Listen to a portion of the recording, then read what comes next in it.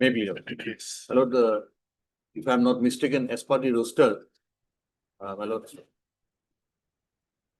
Yes, FAO, my lord, are assigned to your lordships, my lord. yes. In this regard, my lord, may I pray this, my lord, FAO may be listed day after tomorrow for admission. Okay. Let- Okay, now. Made, please, Your Lordship, with regards to item number 4, the Your Lordship, with regards to item number 4, the conducting counsel is out of session. Kindly, the matter may be adjourned for the day. What is your name? TL Oscar for A Deca, Your Lordship. Heard Mr. P. A. Luskar, learned counsel submitting on behalf of Mr. A. Deka, who prays for an adjournment on the ground that conducting counsel for the appellant is out of station. Stop. The prayer is allowed. Let this matter be listed On out Wednesday or Friday, any date, Your Lordship. in the next week on a date to be fixed by registry. Deeply request. May I please? I beg to mention item number 53, the agenda matter for today, the consent from other side.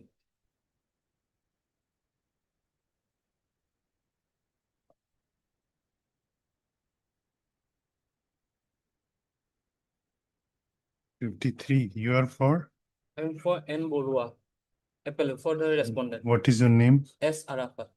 Heard Mr. S. Arafat, the learned counsel submitting on behalf of Mr. N. Borba, learned counsel for the respondent, who prays for an adjournment on the ground of personal difficulty of the conducting counsel. Stop.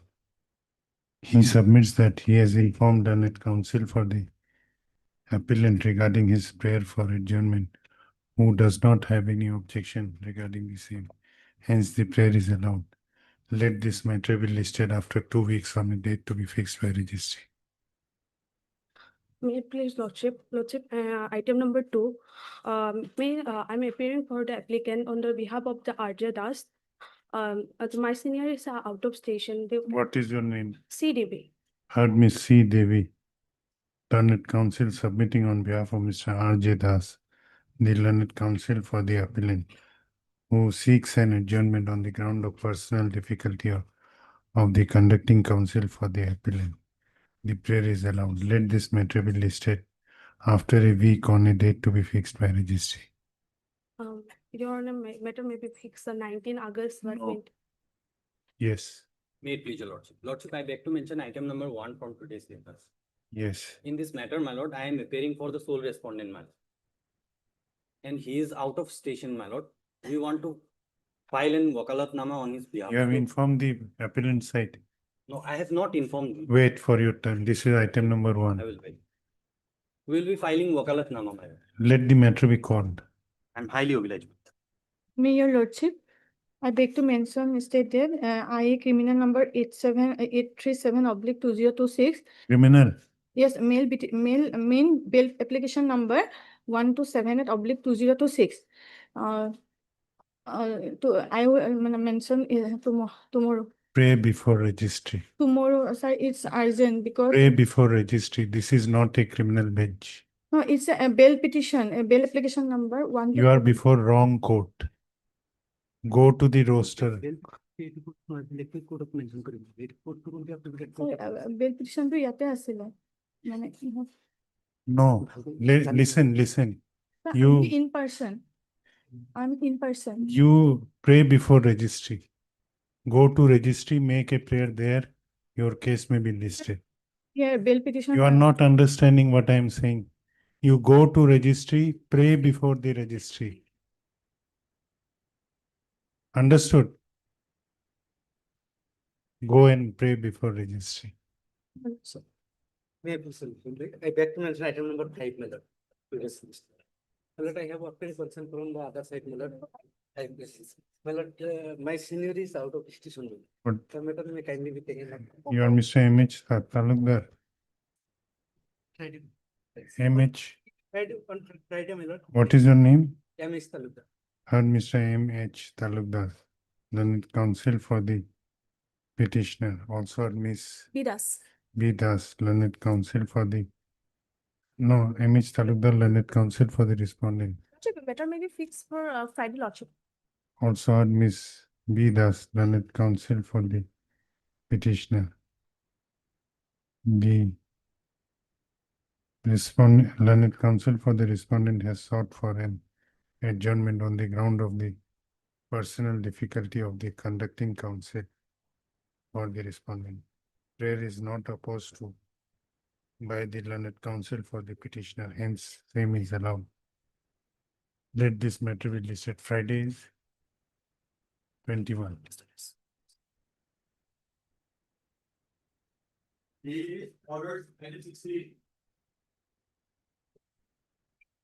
May it please your lordship. Your lordship, we have filed an affidavit regarding the dusty upon respondent one and two.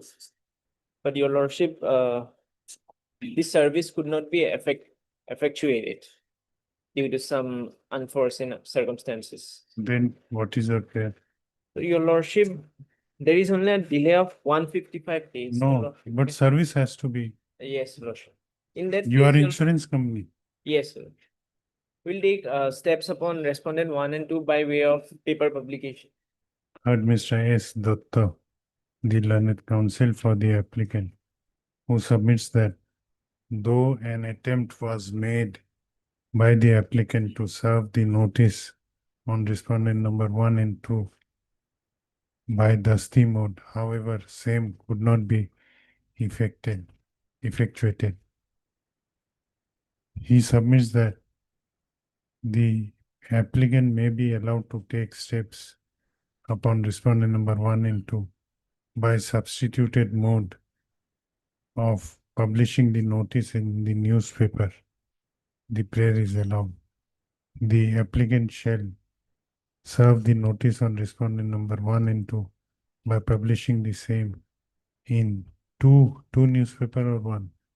One will be enough, your lordship. In newspaper which is widely circulated in the last known address of both the above mentioned respondents. Stop. The date of appearance to be reflected in the notice shall be 23rd September Your lordship, can it be later than that? in First week of October? 8th of October. Much obliged. 8th of October, list accordingly.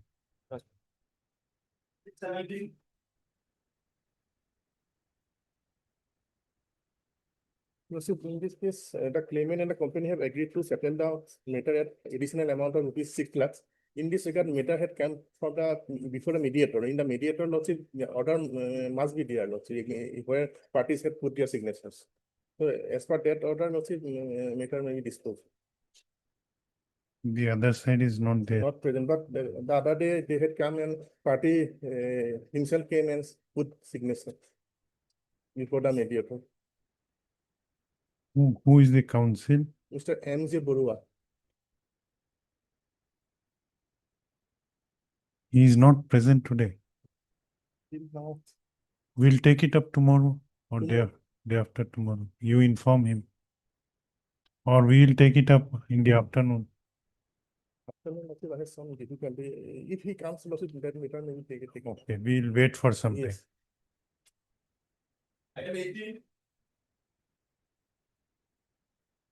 Item 18 may be listed for hearing, lordship. It was to come for hearing, lordship, but. Lordship, I am for the respondent number and for the claimant, lordship, claimant respondent. Heard Mr. A.J. Sakya. Also heard Mr. M. Ahmed, learned counsel for respondent number 2 / claimant. As well as Mr. S. Datta. You are appearing. You are appearing for I am for appearing for one, lordship. respondent number 1. As well as Mr. S. Datta appearing for respondent number 2. It appears from record that this matter is ready for hearing. Hence, let this matter be listed for hearing. You want a fixed date? Yes, lordship, because that's why I have made mention, lordship. 26th of November. Lordship, item 17, he has come. Yes, item number 17. Amount is settled, your lordship. So only direction allow the, And Mr. A.J.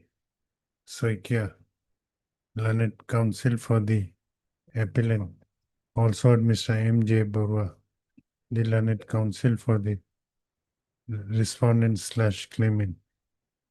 It is submitted at bar that this matter was referred to mediation, and during the mediation process, the parties have arrived at an amicable settlement. To settle the matter by this 6 lakh is consolidated. Yes, 6 lakhs is settled. Additional amount that. Additional amount. Yes.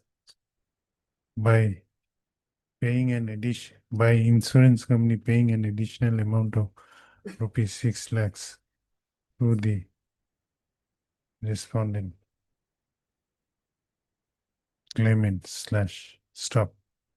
I have also perused the report of the mediator.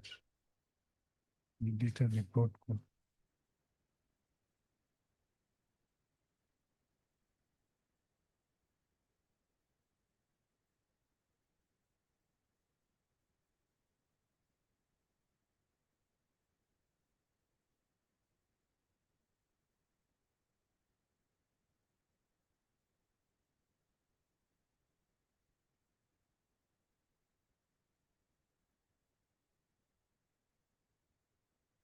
ये line तो काफी दो mediator.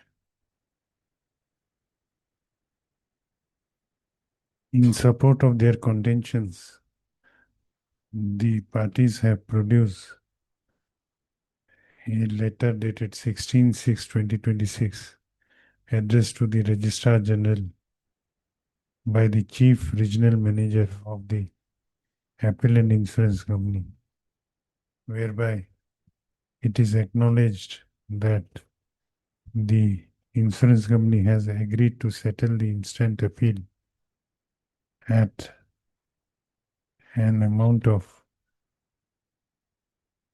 rupees 6 lakhs. What was the original award? 1,64,000. So we filed for enhancement. This appeal is. So this 6 lakhs is not additional. Not additional, my lord, it's enhanced. So excluding what is given, is written. The 6 lakhs also Additional is 7 Additional. lakhs. Okay. Now, Calculus. Last one.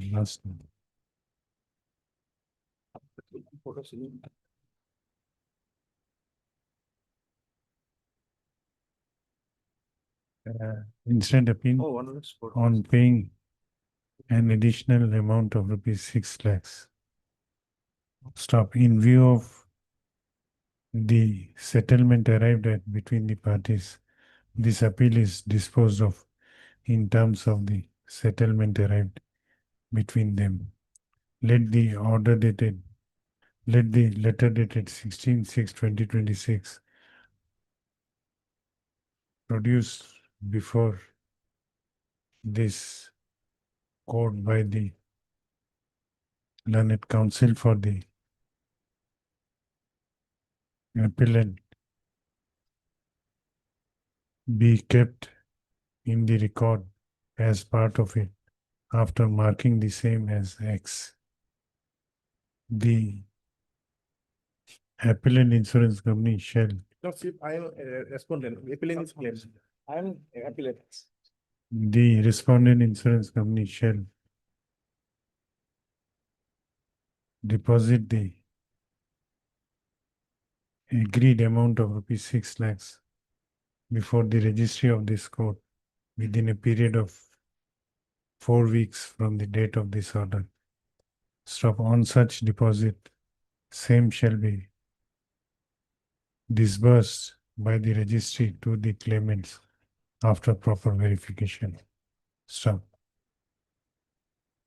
This appeal is accordingly disposed of. Obligation. My lord, A.J. Soikia, learned counsel for the respondent. M.J. Barua for the appellant. obligation, my lord. Item 19.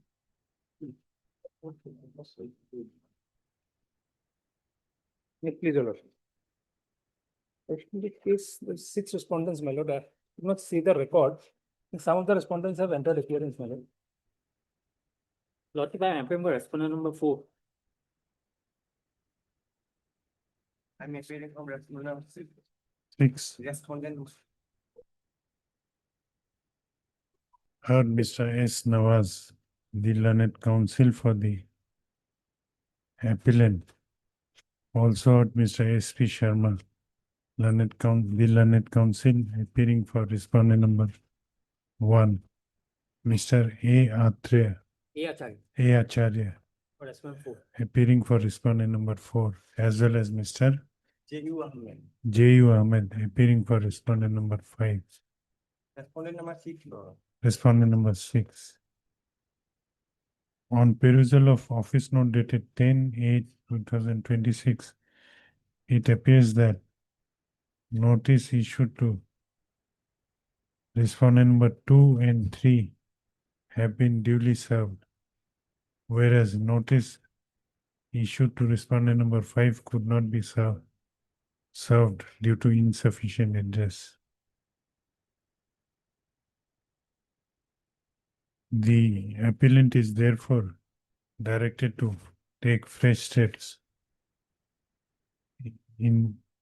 for issuance of notice to respondent number 5 after ascertaining the proper address, by speed post as well as by usual mode within 7 days from the date of this order, returnable on 18th of September. Brief your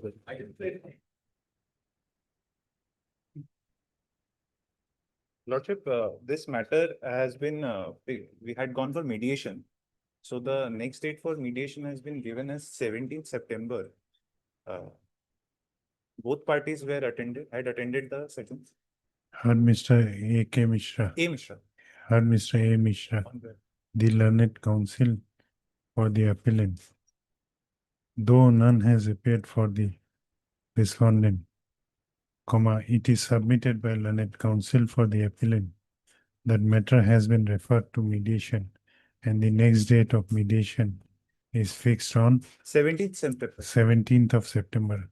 Therefore, he prays for listing this matter after the said date.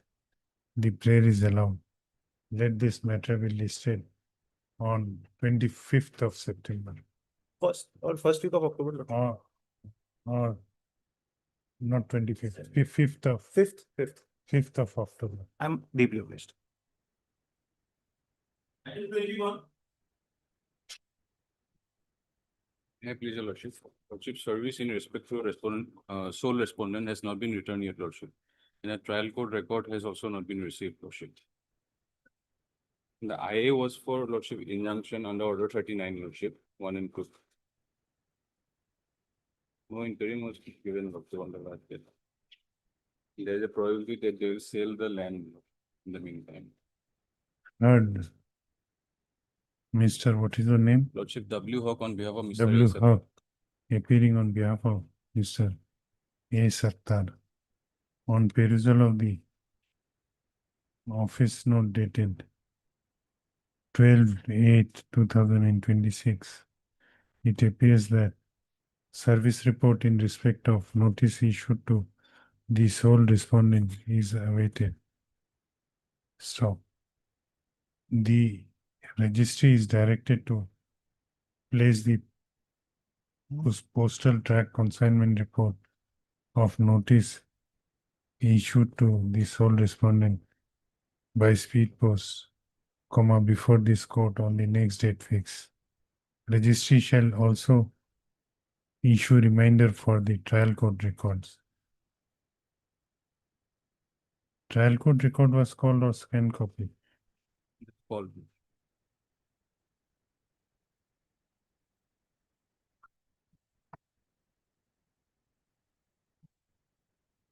Or issue direction for scan copy of the trial court records. List shortly. 7th September. Obliged.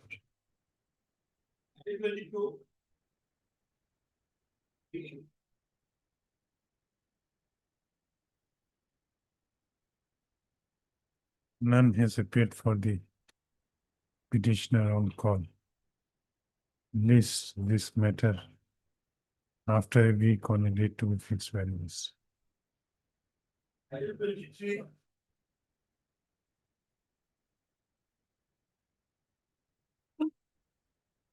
Lordship, on item number 23, steps have been completed. Lordship, respondent 3 to 6 have appeared. They have, as per the last office note dated.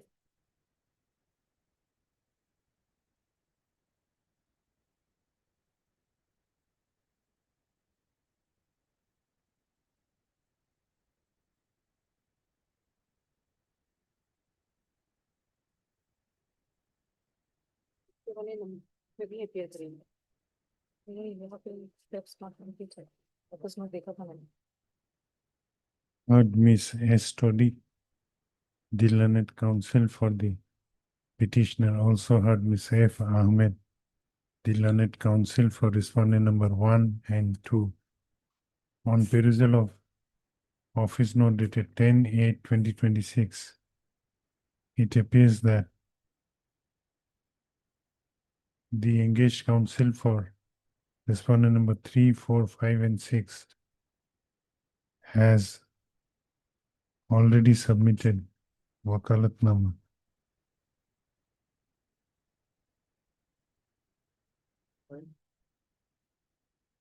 However, none has appeared when the matter was called. We will fix it for, Auto 6 have Lordship, this is review petition. yes, you are ready? You've been a hearing day, Lordship. Lordship, there's similar matter, item number 20, next item 24. Lordship, in that service is not complete. However, the parties are same, Lordship. Parties may be same, but whether the matters are connected matters. Same matters, Lordship. Connected matters, same. Hey, Same party, same matter, Lordship. There also respondent 3 to 6, however, it is, the office note says that the steps has not been completed. this is item number, This is item number 23 and next is 24.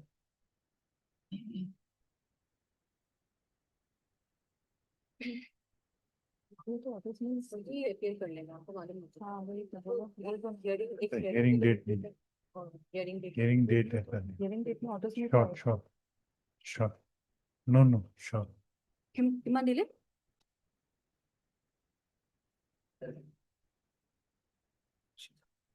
Let this, 17 September. Lordship. let this matter be listed again in orders column on 17th of September. Next items. 24. Same. Same, Lordship. Record that. Steps not completed.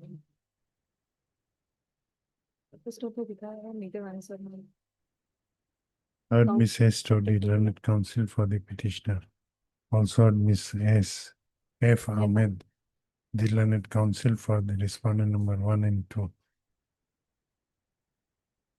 On perusal of office note dated 10/8/2026, it appears that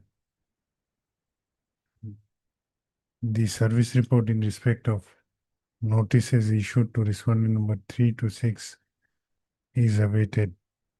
The registry is directed to place the postal track consignment report of the notices issued to respondent number 3 to 6 by speed post before this court on the next date fixed. Let this matter be listed. Same date. 17. 17th of September. Obliged, Lordship.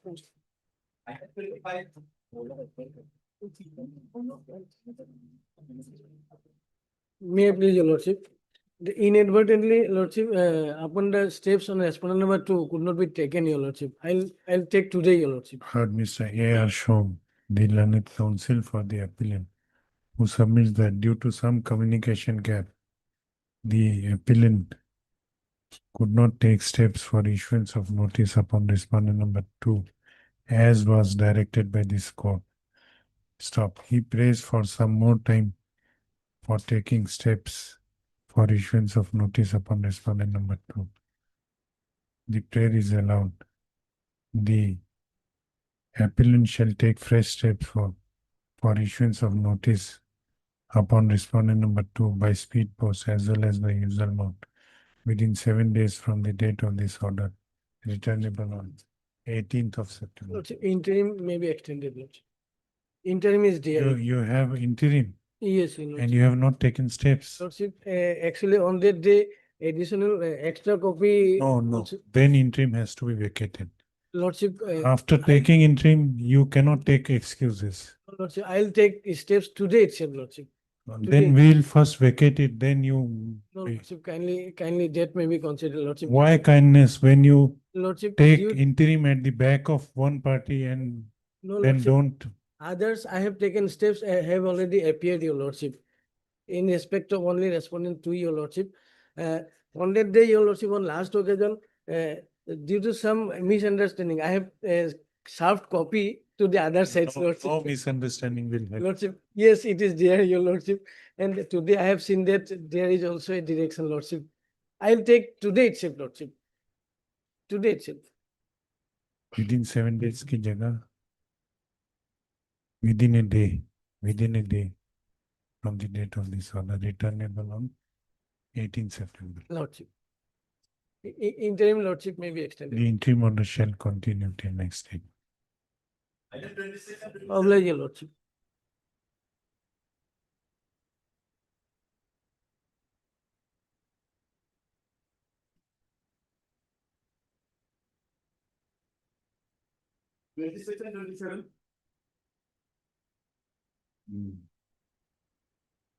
You are there.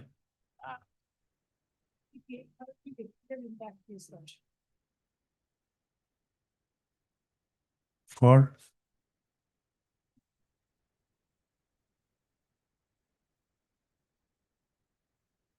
yes, you are there. Yes, 26 and 27, Lordship. Mr. Adher, just accommodate for some time, Lordship. Adher will appear in this matter. Okay, we'll take it up after some time. Yes, Lordship. Deeply obliged.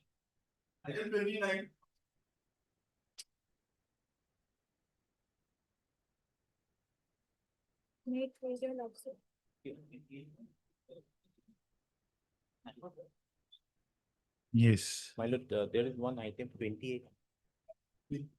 29. 26, 27, 30, 28, nothing.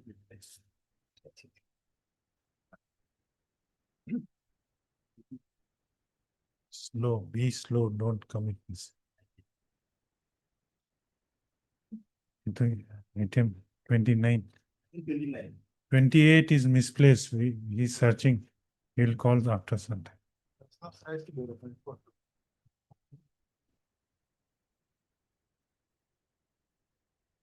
Yes. See, as per the official dated 13/8/2026, respondent number 123 has been duly represented by their. How many respondents are there? You are appearing for? 1 and 2, Your Lordship. You are for 3. Heard. Miss, what is your name?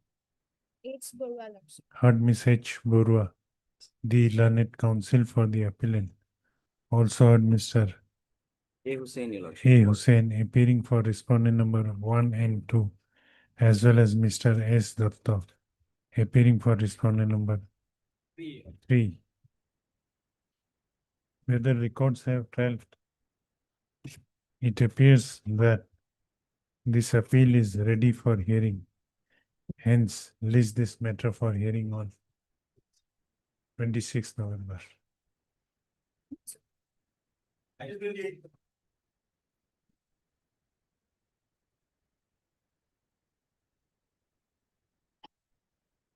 Made previous Lordship.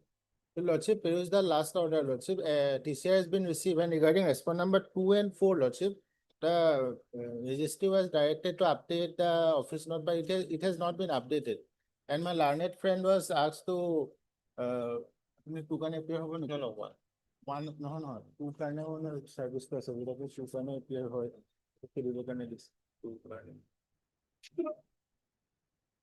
because they are from the same family. Yes, Mr. Bhattacharya. My lord, I have yet to receive the wakalatnama. So, Lordship may post it after. You take instruction. Fine. Heard Mr. S.P. Sharma, the learned counsel for the appellant.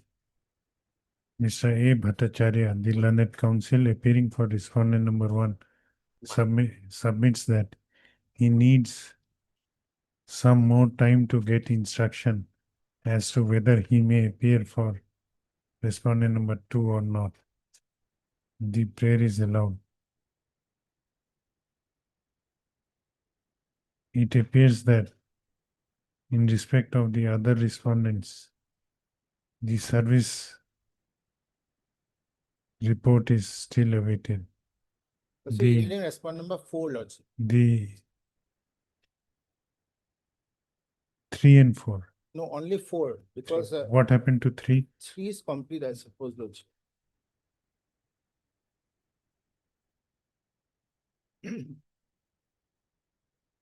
You are wrong. The registry is directed to place the postal track consignment report of notices issued to respondent number 3 and 4 by speed post before this court on the next date fixed. Let this matter be listed 18th of September.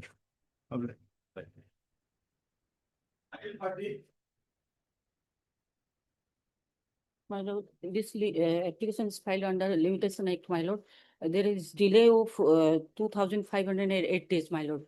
We have explained para-wise reasonable, my lord, and cogent with annexure, my lord. Yes. And all are appeared, my lord. You are opposing. My lord, I am for the claimant, my lord. Because since the parties already suffered, claimant suffered a lot for last 6 years, more than 6 years. My So 60% maybe. 50% we are ready to No, deposit at you- that time, my lord. You No pray problem. for the dismissal of their interlocutory application. Why are you conceding? My lord, they are sufferer, they are sufferer. that is- Therefore, you pray for dismissal of their application. But my lord, we are ready to deposit 50% now, my lord. No, you have to deposit 100% if the case is dismissed. Yes. Let it be dismissed because there is no proper explanation is there. Yes. Now you explain. Yes. Where is the explanation? There are 5, 4, 5, 6. Pa-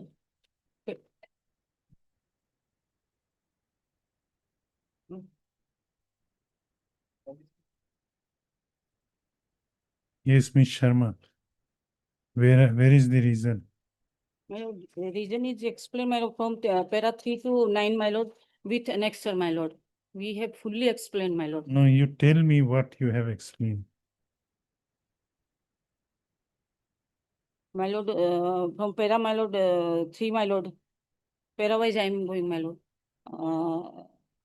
The humble application begs to state the appeal ought have been filed on before 21/2016, but could not file on 25/11/2024, and by at the time of appeal it is filed delay 2,508 days already occurred in filing the appeal delay.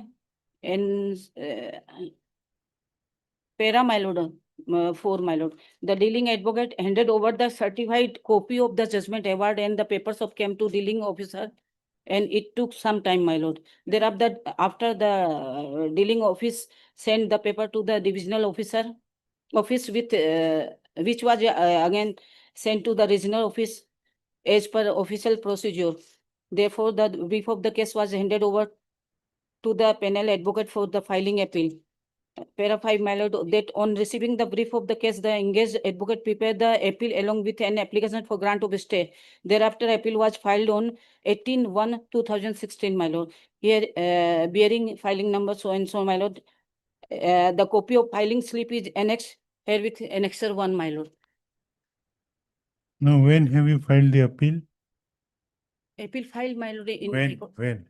It is filed on 18/1, my lord, 2016. 18/1/2016 or 24/5/11/2024. Appeal sounds.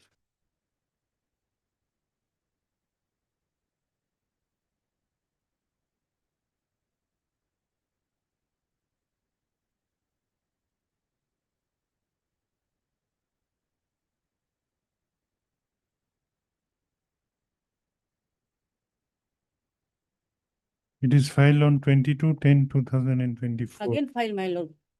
It is, I am going, my lord, in parawise, my lord. That after filing the appeal, there was a defect in filing, my lord. The case, and when the said defect was brought to the notice of the engaged advocate and the defect was duly rectified, my lord. However, there was a second time defect in appeal, which was inadvertently had skipped the notice of the engaged advocate, and as a result, the case remained under the defect for considerable period of time. It is only when the claimant pursued the matter with the appellant insurance company, the matter came to light, and by then huge delay had been already occurred. It is pertinent to mention here in that the claimant also took up the matter with the IRDAI, my lord. Para 7, my lord. When when the appellant insurance company learned about the such grave lapse, appellant immediately contacted the engaged advocate and informed him the lapse, instructed to do the needful at the earliest without wasting any further time. However, the record of appeal could not be traced out, and fresh exercise was required to be carried. The filing appeal once again. It is pertinent to mention herein that the head office of the appellant insurance company had taken serious note of such lapse and has advised their panel advocate to cautious in near future. Para 8, my lord. That appellant thereafter instructed the engaged advocate to file fresh appeal, my lord. However, there was a sudden demise of mother of engaged advocate on 12/9/2023. Thereafter, a few days, the father of engaged advocate was also down with severe cardiac ailment, and such as a result, the advocate required some more time to prepare, file the accompanied appeal. The copy of the death certificate and other medical document annex, my lord, annex B.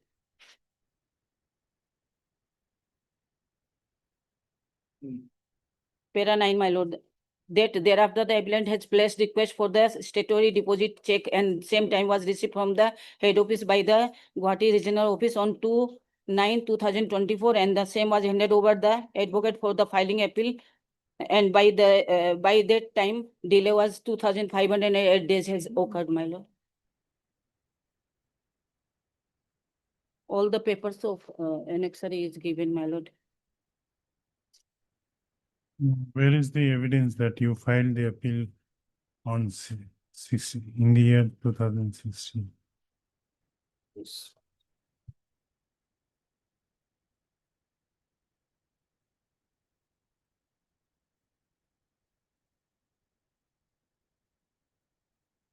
Yes, Mr. Talibar. What is your submission? Then might sometime is. As part the paragraph number 8, if your lordship can have a look, that the appellant thereafter instructed engaged advocate to file a fresh appeal. However, there was a certain demise of the mother of the engaged advocate on 12/9/2023. My lord, in this connection, I would like to say that when the appeal already filed, and if he wanted to file a fresh one, then the permission of the court is required. But no such permission was taken by the appellant. Secondly, my lord, on 12/9, advocate on 12/9/2023, thereafter few days, the father of the engaged advocate, the appeal was filed in 2016, and father of the advocate died in 2023. There was a gap, years together gap. So how this, it is up to your lordship to decide. Yes, Mr. Ismail. Case to help your lordship. Alia, it's a case of negligence from the appellant insurance company, page 12 balance. 7 times this earlier case that as per my son is submitting the earlier page 12 balance. Page 12, my it is also explained. Filing number. 7 times it was misstated before the honorable court. It was not corrected. Thereafter? There's nothing is mentioned. 7 times here, honorable judge's name, date, business date, admission hearing. What? Admission, hearing, and Alan Pen is saying that alia is withdrawn, but it is, we have to check it here, because it is purpose of having admission, hearing, and Alan Pen is saying that there is a defect. At that time, my lord, I am not connected with my seniors chamber, my lord. And only one junior is there, my lord. Only one junior is connected with in my seniors chamber, my lord. That's why thereafter they handed over me the files now, my lord. No. Heard Miss L. Sharma, the learned counsel for the applicant. Also heard Mr. A.R. Talukdar. I.A. Talukdar, appearing for responding opposite parties number 1 to 5, as well as Mr. S. Islam, appearing for opposite party number 6 and 7. 6 and 7.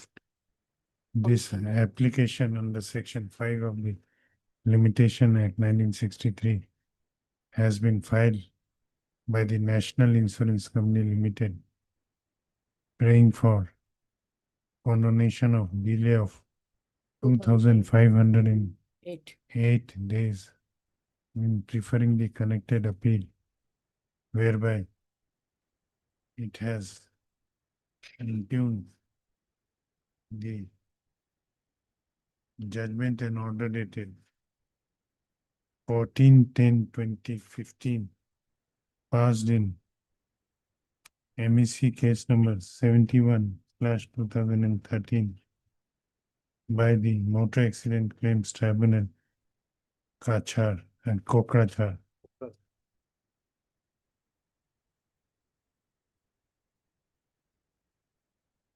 The learned counsel for the applicant has submitted that the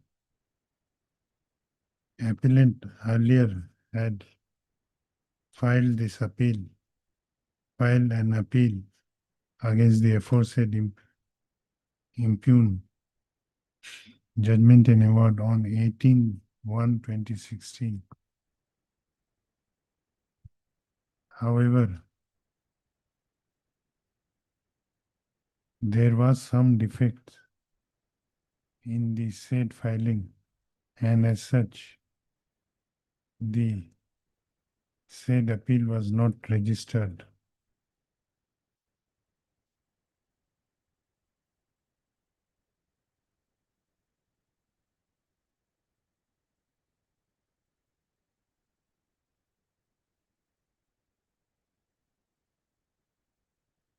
She submits, next para, she further submits that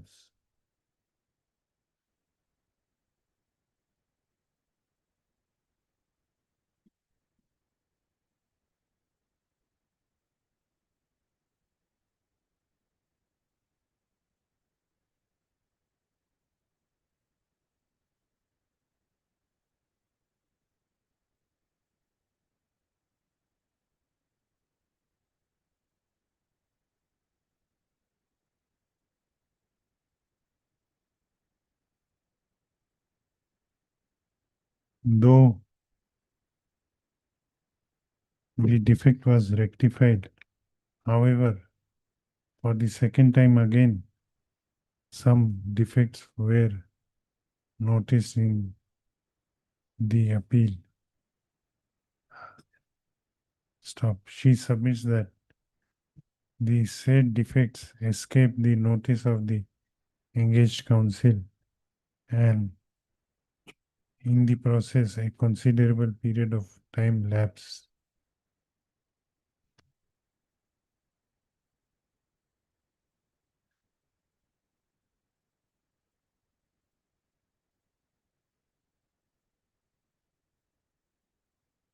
She further submits that as the earlier record could not be traced out after a considerable lapse of time,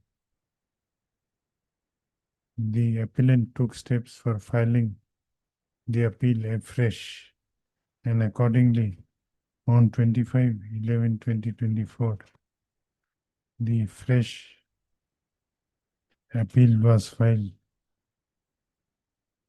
without any defect. However, in the process, a delay of 2,508 days have occurred, she submits that said delay was not due to any lapse on the part of the appellant, but on the part of the engaged counsel for the appellant.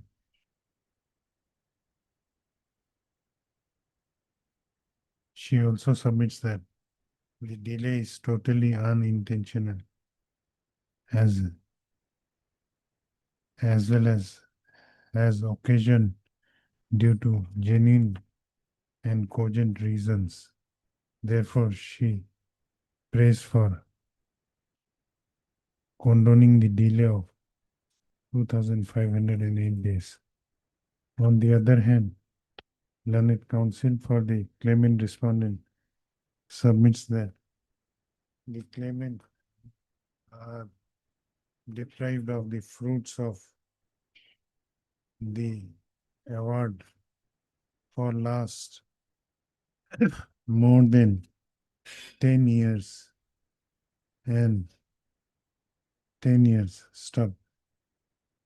He submits that in this case, the delay is a huge delay of more than 2,500 days, and same has not been explained properly. Hence, he submits that the prayer for condoning the delay may not be leniently considered, and same should be dismissed. On the other hand, learned counsel for respondent number 6 and 7 submits that even when the defective appeal was filed by the present applicant at the first instance, the matter was also listed before the court on 8 occasions. However, in spite of that, the defect could not be rectified by the appellant. He submits that no proper cause has been shown as to why the appellant failed to rectify the defect at the first instance and thereafter filed this appeal after a lapse of almost 9 years. How many years? Approximate eight. Almost more than 8.5 years, my lord. more than 8 years. Stop. I have considered the submissions made by learned counsel for both the parties and have gone through the materials available on record. So, though while considering an application under Section 5 of the Limitation Act, praying for condonation of delay, the courts usually takes a lenient and justice-oriented approach. However, in the instant case, it appears that there has been inordinate delay in filing the appeal, and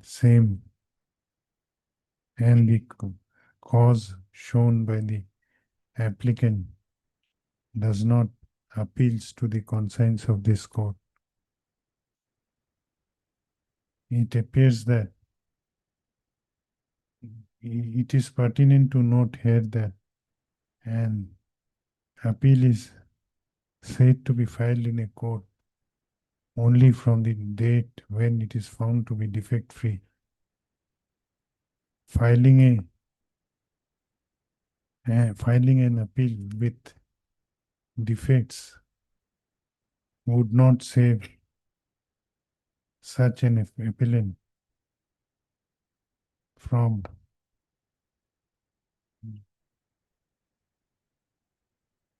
the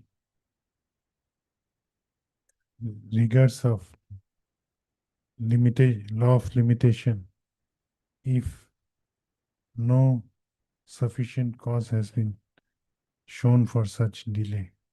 In the instant case, This court is of considered opinion that considering the inordinate delay in filing the appeal as well as cause which have been stated in the instant interlocutory application, comma, same under no circumstances be regarded as sufficient cause within inverted comma sufficient cause within the meaning of the phrase used in section 5 of the Limitation Act. Stop. This court is therefore of the considered opinion that the applicant has failed to show that it was prevented by sufficient cause in preferring the connected appeal within the prescribed period of limitation. The applicant has failed to explain the inordinate delay of 2,508 days so as to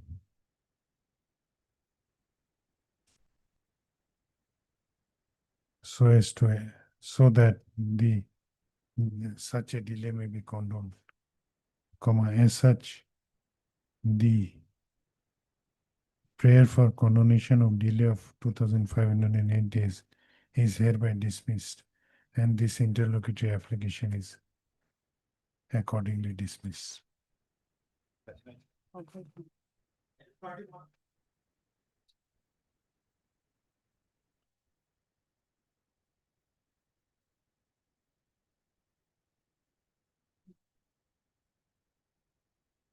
As per office dated 22/7/2026, service on respondent 2 and 3 is returned back lordship.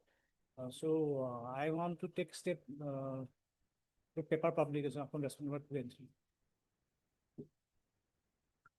Heard Mr. K.K. Bhatto, Lordship, we have for claimant respondent number 1.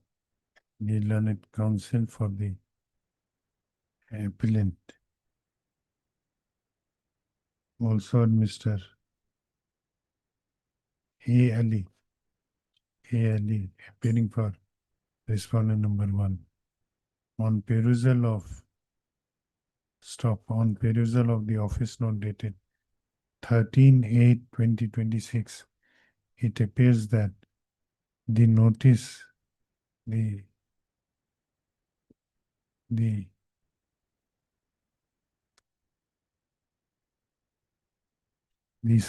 notice on respondent number 2 and 3 could not be served yet. Both 2 and 3 you want to take paper publication. 20. Stop. The learned counsel for the appellant has prayed for allowing the appellant to take steps for issuance of notice upon respondent number 2 and 3 by substituted mode of publishing the notice in the newspaper. The prayer is allowed.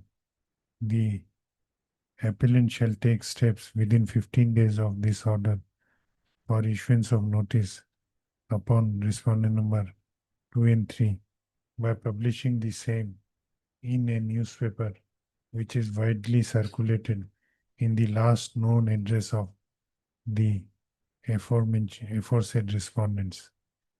The date of notice to be mentioned in the date of appearance to be mentioned in the said notice shall be 28th of September.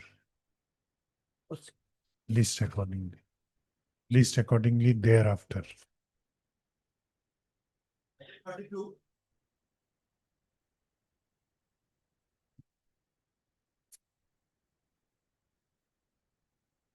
May please your lordship. The delay application, my lord. Delay of 162 days, my lord. Yes, you are. Your Honor, I'm appearing for respondent number 1 to the claimant. What is your submission? Your Honor, I have no objection. Ms. Chaudhary? You are objecting, no objection. And who are for 4 and 5?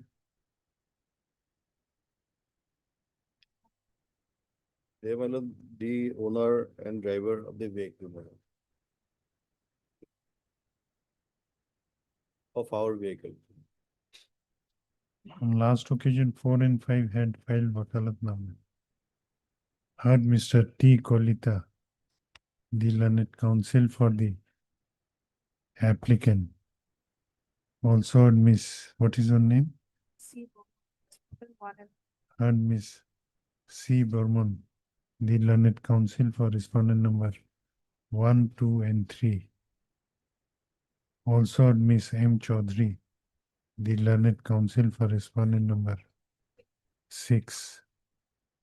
Though on perusal of the records, it appears that on last occasion,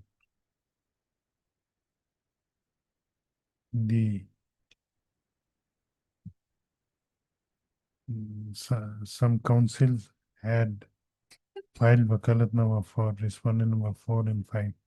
However, none has appeared for the said respondents. Hence, in this interlocutory application, this court is proceeding ex parte against both the respondent number 4 and 5. This interlocutory application has been filed by the applicant, that is National Insurance Company Limited, praying for condonation of delay of 162 days in preferring the connected appeal, whereby the judgment and order dated, judgment and award dated 5/7/2024 passed by the Motor Accident Claims Tribunal Bongaigaon, in MAC case number 87/2016, has been impugned. Learned counsel for the applicant has submitted that the reason for delay in preferring the connected appeal beyond the prescribed period of limitation has been explained in paragraph number 3 to 9, my lord. 3 to 9 of the instant interlocutory application. Stop. The learned counsel for the opposite parties, Uporot, Sabate respondent to Jagat opposite parties. Learned counsel for the opposite parties have not opposed the prayer for condonation of delay, considering the grounds stated in the instant interlocutory application. Stop. After considering, next para, after considering the submissions made by learned counsel for both the parties as well as grounds stated in the interlocutory application, this court is of considered opinion that the grounds stated therein may be regarded as sufficient cause which prevented the present applicant in preferring the connected appeal within the prescribed period of limitation. Stop. As such, the delay of 162 days in preferring the connected appeal is hereby condoned, and this interlocutory application is allowed. Stop. The registry is directed to register the connected MAC appeal and list the same for admission after a week on a date to be fixed by it. List accordingly. The name of Miss M. Chaudhary be reflected in the cause list as engaged counsel for respondent number 6, whereas name of Miss A. Burman be reflected as engaged counsel for respondent number 1 to 3 henceforth. Let it be listed. In the meanwhile, you may serve the copy. May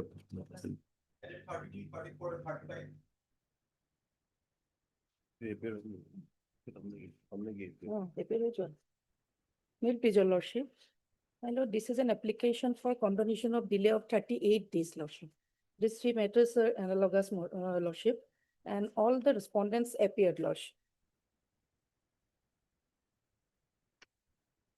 Delay in filing of appeal. Yes, lordship. 38 days, lordship. Item number 33. 34, the IA is 714 of 2025, lordship. Respond number.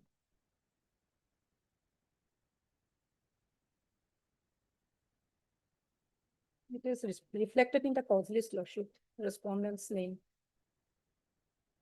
National Insurance Company Yes. is My learned friend is. I'm appealing for number two, my payment.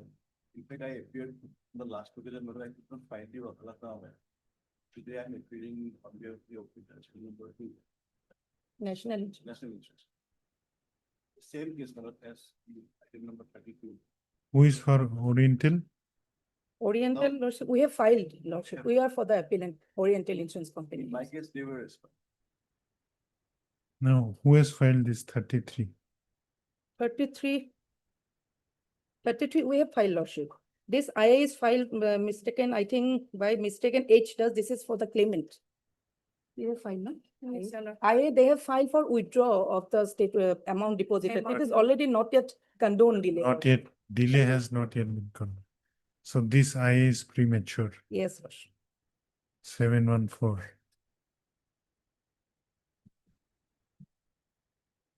In all the cases, IA has been filed, lordship, for withdrawal of the amount.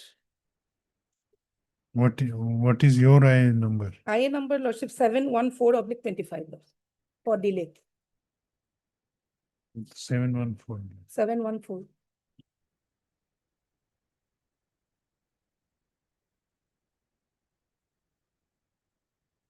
Yes, yes.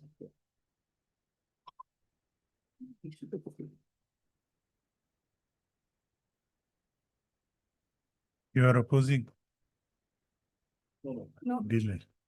no, Your Honor, I'm appearing for respondent number 1, Your Honor. You are A Burman or C Burman? C. Bowman. Okay. Agor case with C Burman.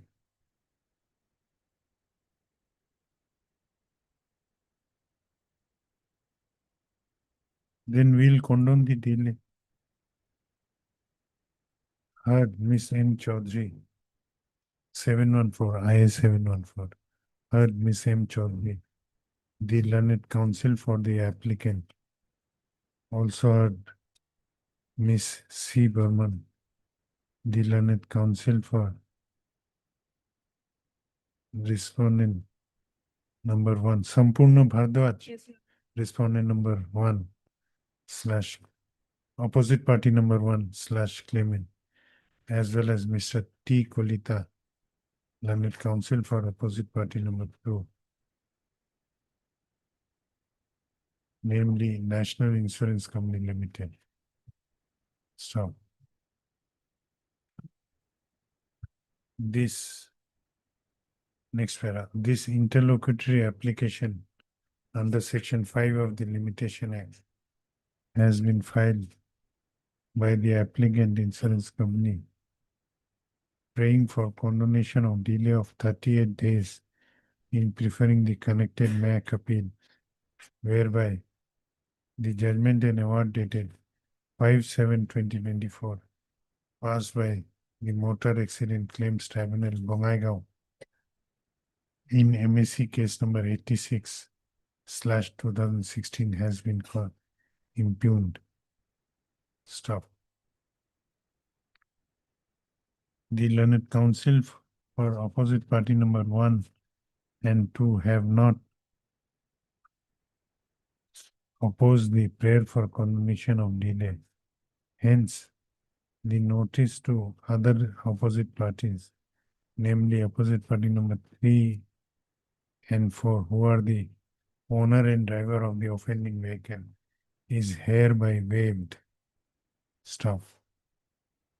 The learned counsel for the applicant submits that the applicant has stated the reasons for delay in preferring the connected appeal within the prescribed period of limitation, comma, in paragraph number 5, Lordship.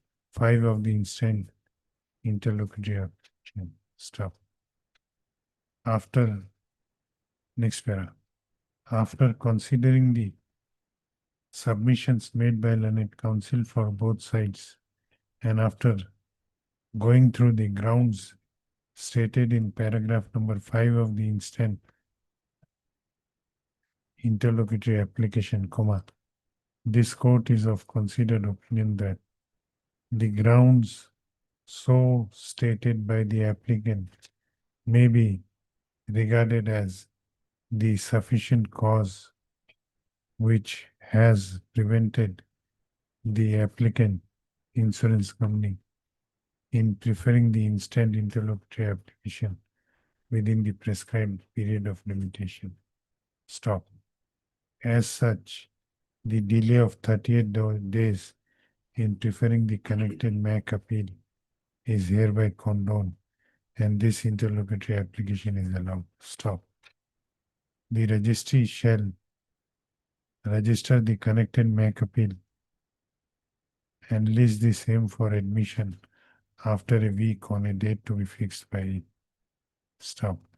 The registry shall also reflect the name of Miss C. Burman as engaged counsel for the respondent number 1/claimant, as well as Mr. T. Kolita as engaged counsel for respondent number 2/National Insurance Company Limited in the cause list henceforth. Must oblige, Lordship. Lordship, similar matter, Lordship. Here it is a delay of 48 days, same delay, Lordship. 34 আগৰটো কিমান আছিল? No, আগৰটো 33 তে order দিছে। 8 to 88, 1, 2, 34. 1, 2 বুলি কৈ দিওঁ।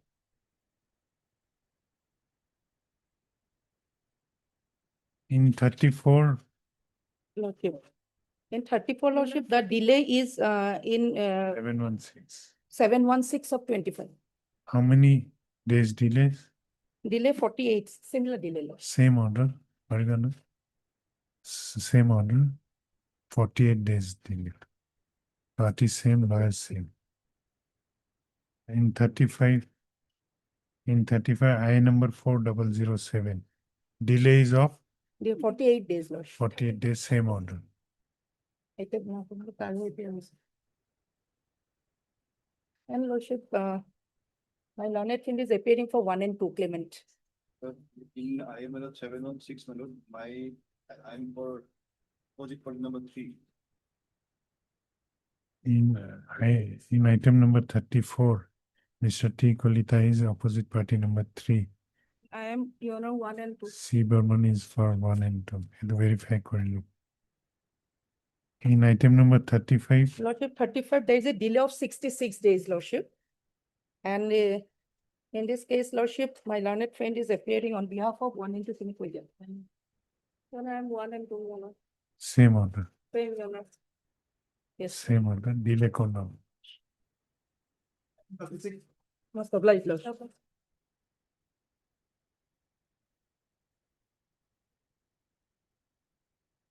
May I please your Lordship?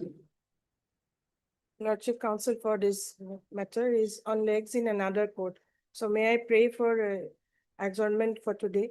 And our matter may be fixed for Wednesday, day after tomorrow. Heard Miss, what is your name? S. Medhi, Lordship. Heard Miss S. Medhi, appearing for Miss B.R.A. Sultana, who submits that the engaged counsel for the applicant is on legs in a different court.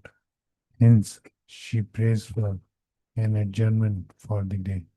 The prayer is not opposed to by the learned counsel for the opposite party. Hence, same is allowed. Let this matter be listed on 19th of August. Deeply obliged, Lordship.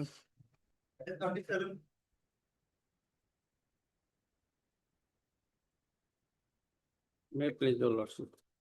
My lord, here in this case, I am the husband, my lord. And she is appearing for wife, my lord. Husband filed two cases before the learned family court Silchar, my lord. One is for restitution, another is for guardianship of the two daughters, my lord.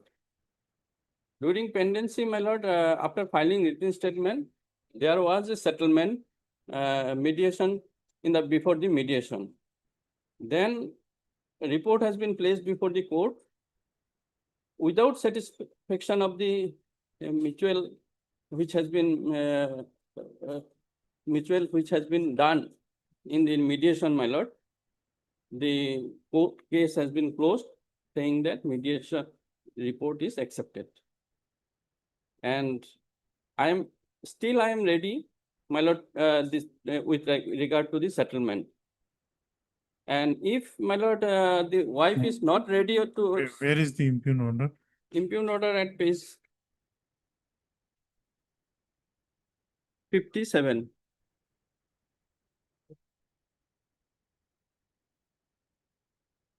And wife is not ready to settle the dispute, then, my lord, it may be set aside and remanded for deciding on merit, my lord. I have no objection. In both the cases, I have no objection. For settlement also, What was settled? it was in record, my lord. Mediation report is there, my lord. Yes. Mediation report is that the OP wife will agree to receive her. We'll fix it for admission Yes, lordship, on a hearing date. on a hearing date. We'll hear the matter and dispose of. Today, it was only for orders for completion of the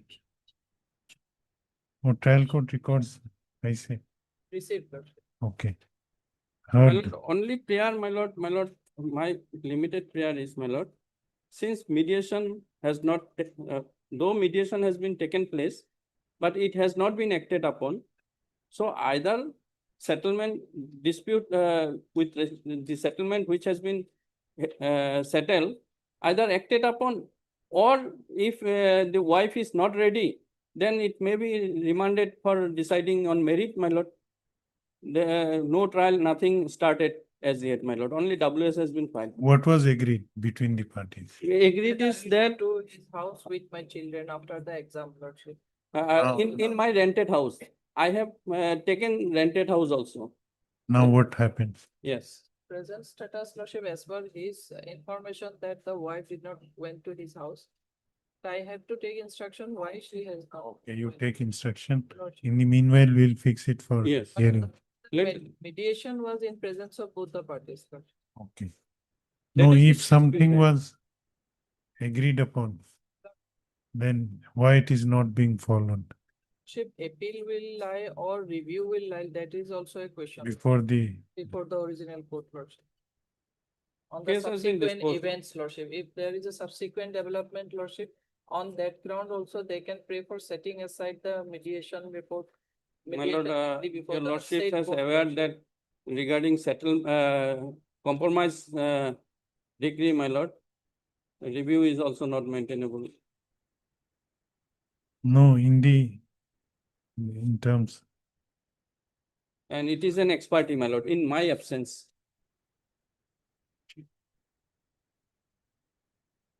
Lordship, may fix a date for hearing, lordship. It will take some time, lordship. Heard Mr. S.K. Ghosh, Ready The- admitted, lordship. the learned counsel for the appellant. Also Ms. R. Chaudhary, the learned senior counsel assisted by Ms. B. Hajorika, the learned counsel for the sole respondent. It also appears from the office note that the records of trial court have been received. Hence, let this matter be listed for hearing. When? My lord, short date, my lord. Suggested date. Then August, last part of the August, or first part of the September. Any hearing date, lordship? Thursday. 3rd September. No problem. Let this Okay. matter be. Yeah, fixed for hearing on 3rd September. Once. My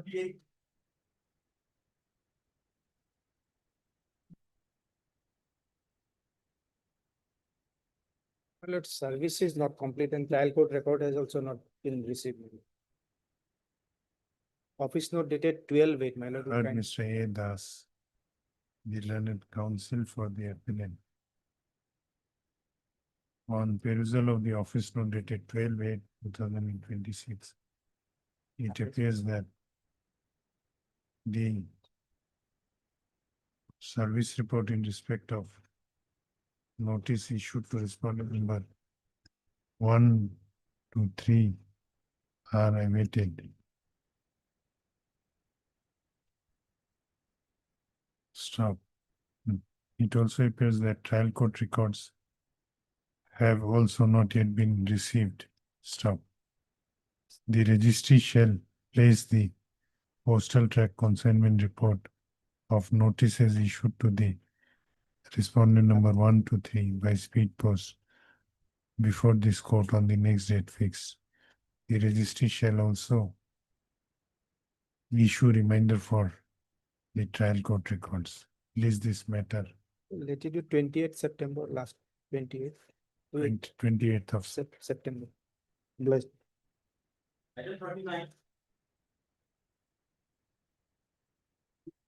Please, your lordship. My lord, for office not dated 13/8/26, lordship, notice of respond number 1 was delivered, lordship. The track report is there, lordship. And respond number 3, it was unserved and stated as not found, lordship. Heard Ms. M. Chaudhary, the learned counsel for the appellant.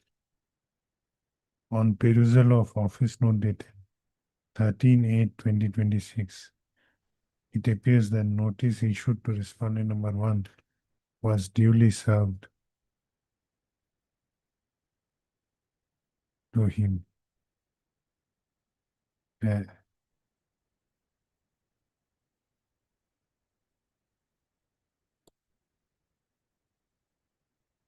What happened to 2? Two, lordship, he is a lordship, driver of the vehicle. 2 is already appeared, lordship. Okay. Office note, lordship, 16/5/26, lordship.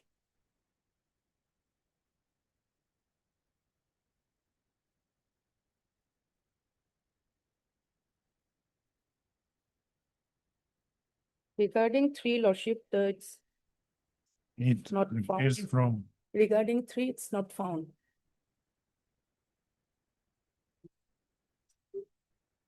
It also appears from office note dated 16/5/26 that notice issued to respondent number 2 was also duly served. Stop.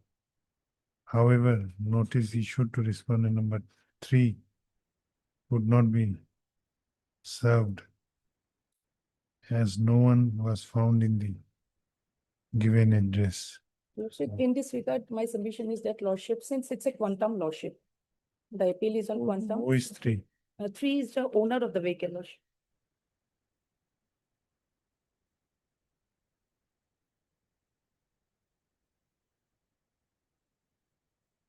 And who is the 2 is the driver, lordship. claimant? 1 is the claimant. Respond number 1, lordship, it is served. And 2 is the lordship driver of the vehicle and 3 is the owner of the vehicle. The learned counsel for the appellant further submits that since in this appeal, the appellant insurance company is aggrieved mainly with the quantum of the compensation awarded to the claimant.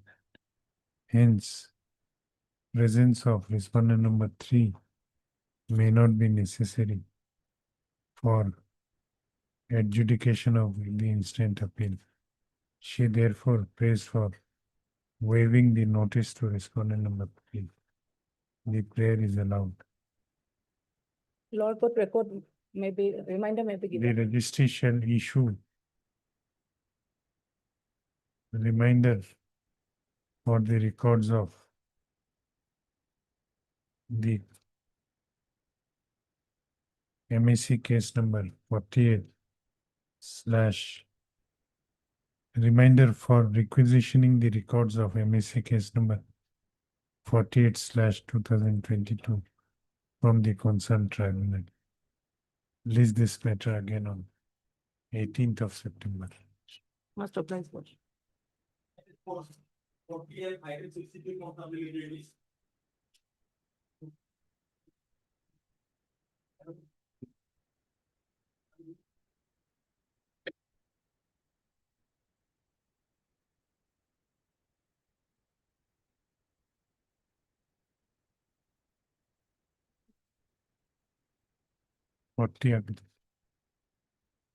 What is 40? Well, the Lordship may kindly see office number dated 13/8/26, my lord. 13/8/26. Service is complete, my lord.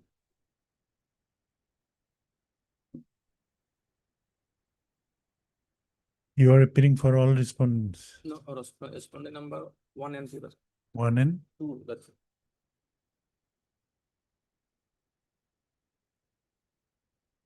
There are 4 respondents. who is 3 and 4? Owner and driver, my lord.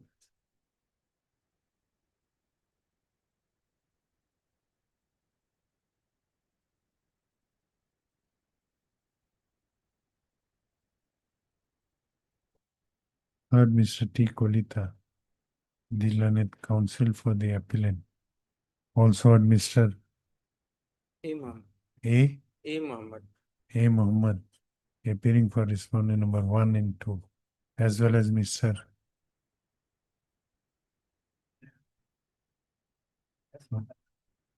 3 and 4. 3 and 4. Mr. S. Bhattacharjee, appearing for respondent number 3 and 4. Records I say. Records received, my lord. TCR received. It appears that the records of concern MAC case have been received. Hence, this appeal is ready for hearing. List this appeal for hearing after 2 fixed date or 2 on 26th of November 2026. But item number 62, perhaps filed by the present respondent, my lord. Yes, What is this? Lordship, or allow us to withdraw the deposited amount.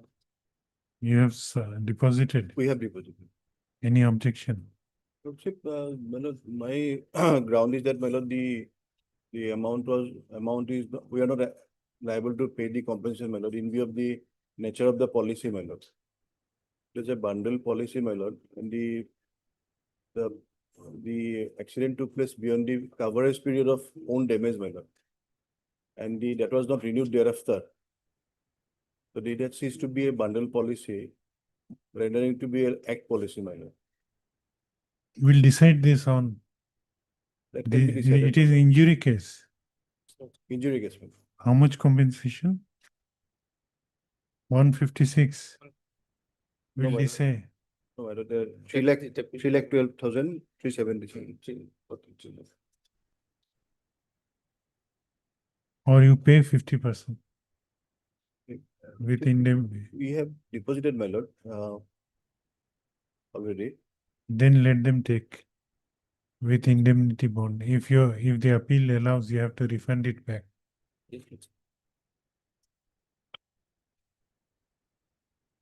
Heard Mr.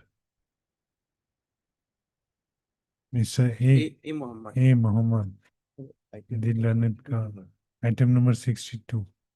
The learned counsel for the applicant. Also heard Mr. T. Kolita, the learned counsel for the respondent insurance company, as well as Mr. Sorry to interrupt, lordship. The separate IA is filed in my case by the other side. The new appeal is there, item number 62, that I am not aware, my lord. Item number 62, it's a new appeal perhaps. Otherwise, one IA is there in my appeal, filed by them for withdrawing the amount. I'm sorry, my lord, I'm not Who has filed that 62? Your appeal number is? What is the, My appeal number is 9726. this 62 has been filed in 9726. In your appeal only. But it is shown separately, my lord. Perhaps. Yes, but it is in your appeal. My lord. কি লিখলে?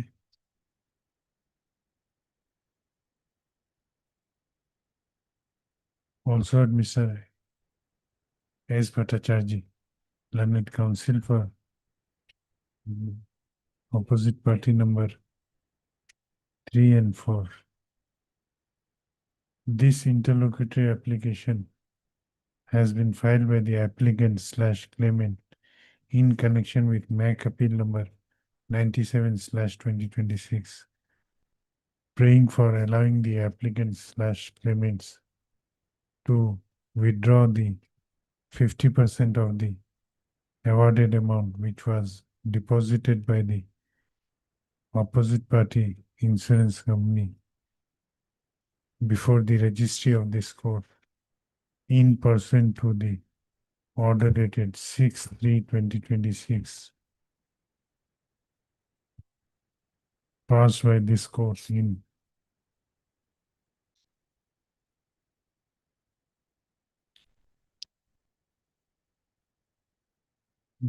which IA this was passed?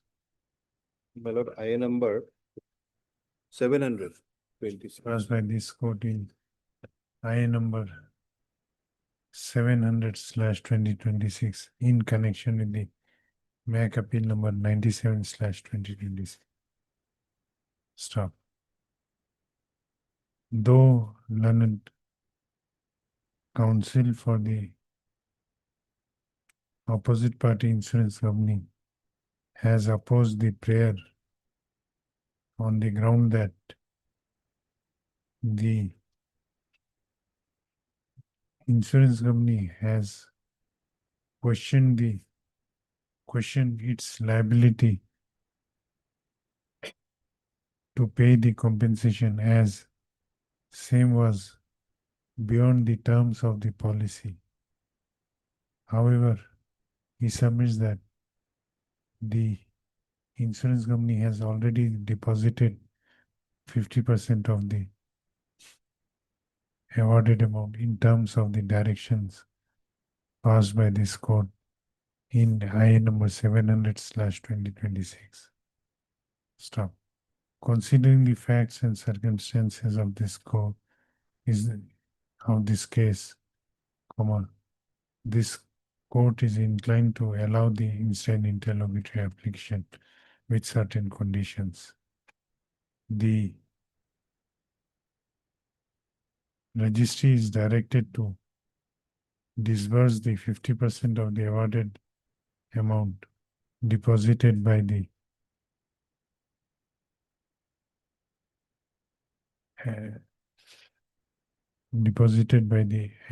appellant insurance company within bracket rupees 56 rupees 1,56,15188 1,56,188 in terms of the directions of this court passed on 6/3/2026 in IA number 700/2026,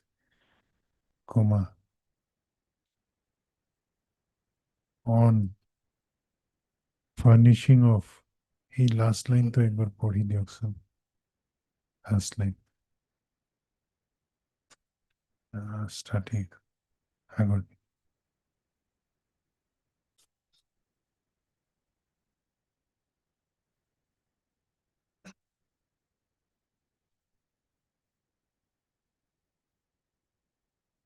to the last one, to the present applicant slash claimants on furnishing an indemnity bond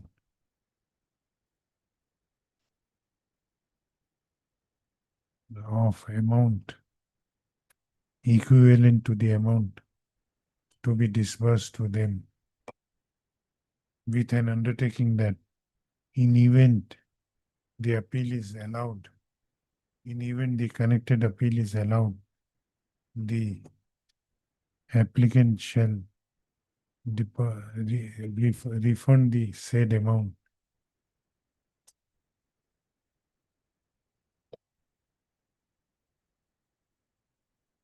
If so directed. Stop. With above observation, this interlocutory application is disposed of.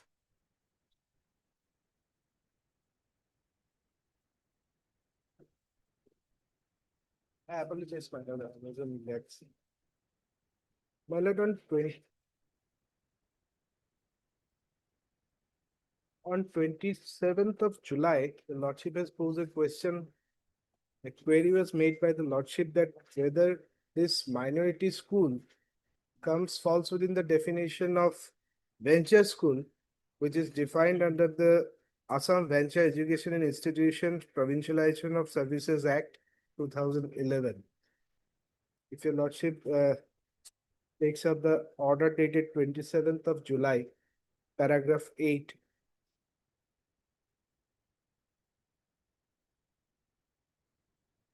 Yes. Yes, my lord. So in response to that, I have gone through the provisions of this Venture Education and Institutions Provincialization of Services Act 2011.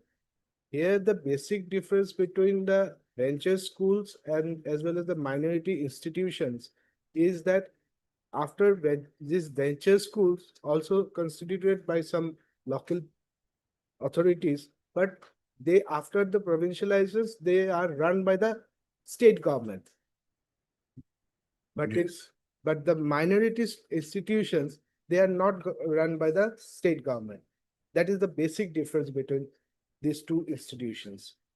So whether minority institution can also be venture in this? No, no one. No. This the minority institutions which comes within the purview of this Act of 2004, National Commission for Minority Education and Institutions Act 2004 does not fall within the meaning of venture school as defined under section 2T of the Act of 2011. And that question was sometime before this honorable court, that question was also asked whether Why it does not fall?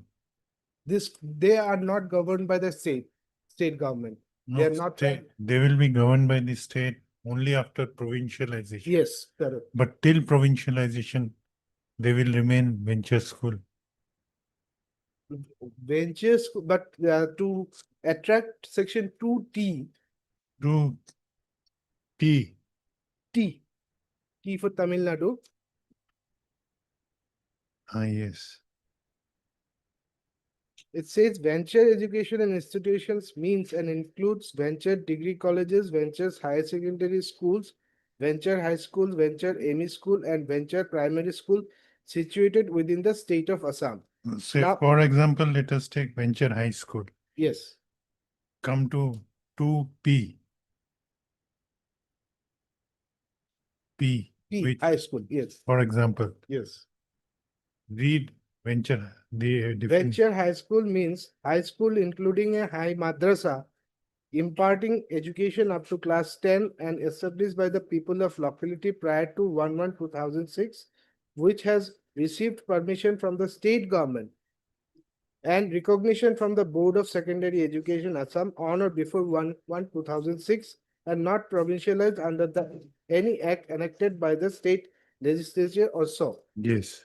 But the minority institutions are governed by the Act of 2004. No, I'm not. My query was whether an institution at the same time may be a minority institution as well as a venture institution. Because for venture institution, the requirements are two, that you are recognized by the state government.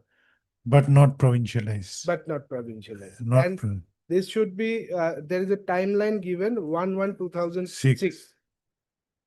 2006. So if an institution fulfills the criteria Yes, of 2B, if Yes. it is a high school, if it is a high school. then it will be regarded as a venture school. Venture school. But this act speaks about the provincialization of the services of the particular school. If your lordship kindly takes up section 4 of this act of 2011, page 653.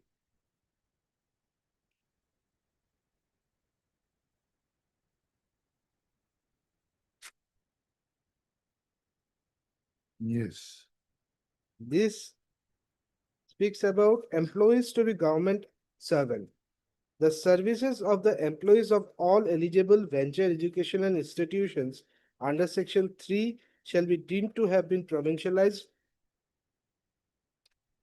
on the date of coming into force of this act, and they shall become employees of the state government with the effect from that date. Now, another thing, if we see section 6 of this act,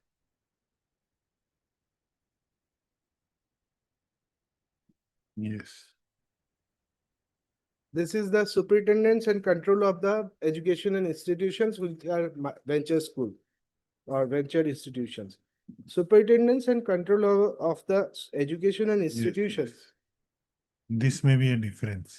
Yes. That superintendence is in state government State government. and. This is own of their own. Okay.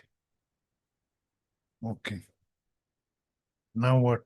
Now, my lord, since I was on that, your lordship is on, passed a detailed order on 27th of July.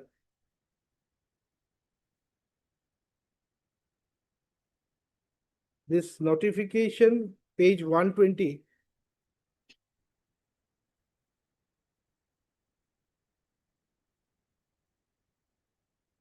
First, by orders by the governor for some constitution, the education constituting the educational tribunals.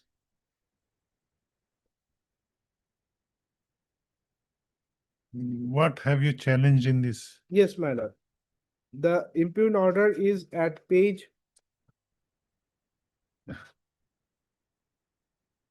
84.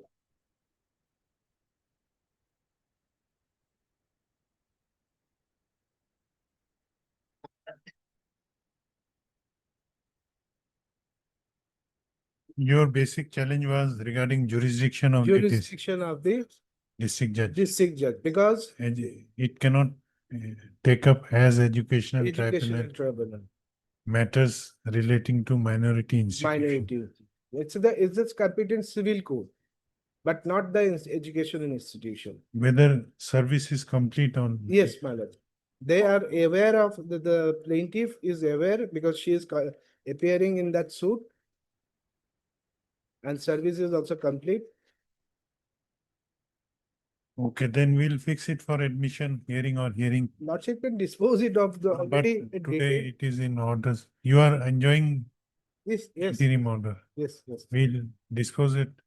Well, because of this petition, the district judge is also in dilemma whether to proceed with the suit.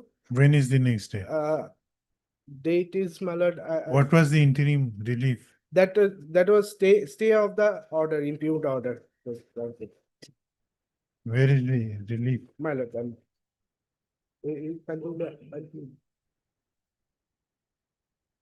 yes, my lord.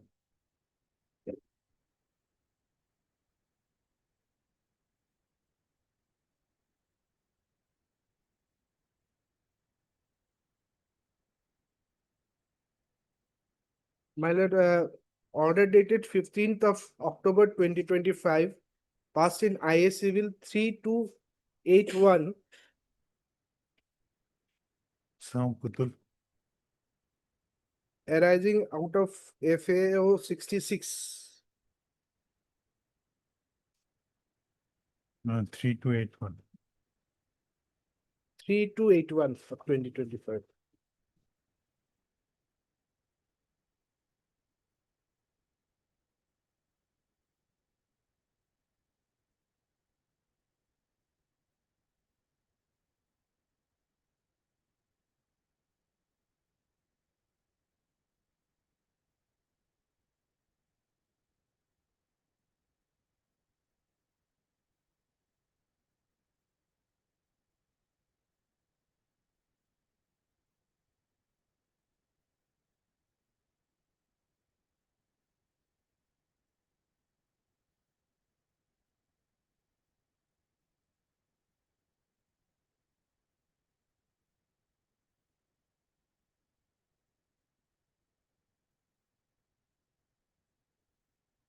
stay order was also passed by your lordship.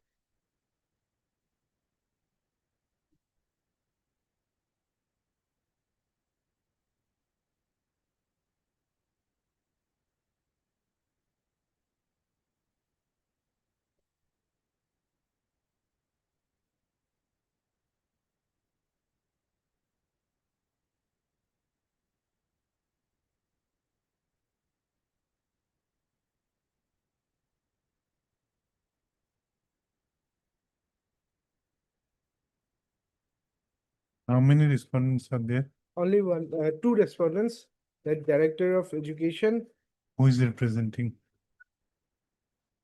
their formal parties only.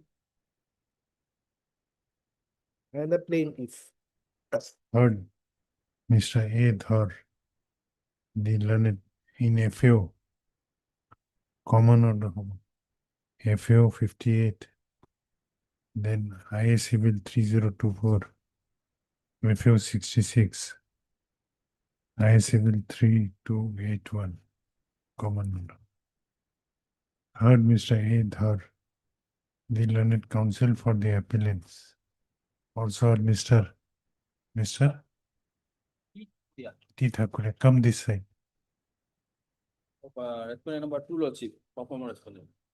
Mr. T. Thakuria, appearing for respondent number 2. On perusal of the office note, it appears that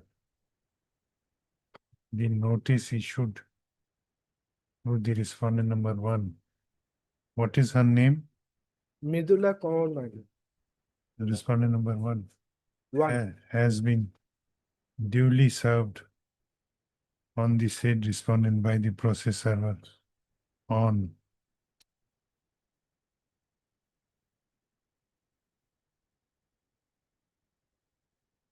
(14 10 2025). The said respondent has also put her signature on the backside of the said notice. Stop. However, no one is present for respondent number 1 today. Stop. Let this matter be listed again on when 16th of September in admission column, and endeavor shall be made to dispose of this matter on that date. List It- record. Interim orders. List accordingly. The interim orders granted earlier shall continue till next week. Obliged. On that day, I have not reflected the answer to the query which you have given. My lord. On that day, you have to again make submission. Well, obliged. Item number. My lord, in this case, supposed to file the affidavit against the review petition, my lord. Yesterday, my client has came, my lord, he swear this affidavit, today I am filing. Okay. Let During him, the course of the day, they will. Yes, during the course of. item number, Kiman.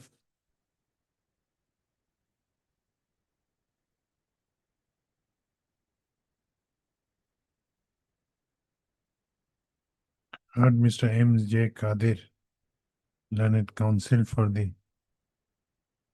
review petitioner. Also heard Mr. S. K. Ghosh, the learned counsel for the respondent,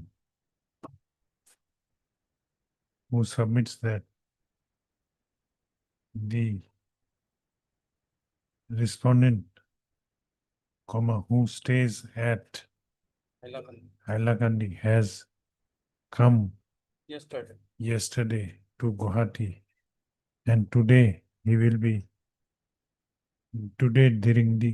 the course of the day, he will be filing his written objection, and as such he has prayed for listing this matter on some other day. The prayer is not opposed to by learned counsel for the other side. Hence, let this matter be listed when 14th of September. Earlier date may be given, other 2 days they also took time. My lord. A short day may be given, my lord. September 7 of late. 7 September.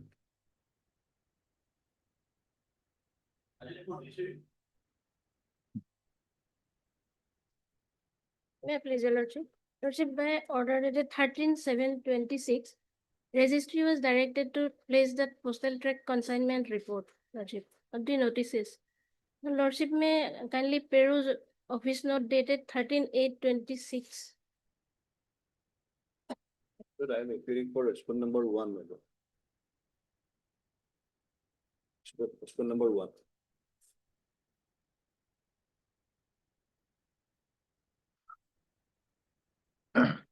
Before, lordship, before the tribunal also, respondent number 2 and 3 did not turn up.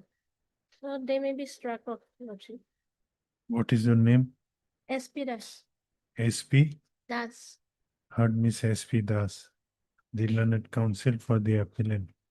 Also heard Mr. T. Kolita, the learned counsel for the respondent number 1.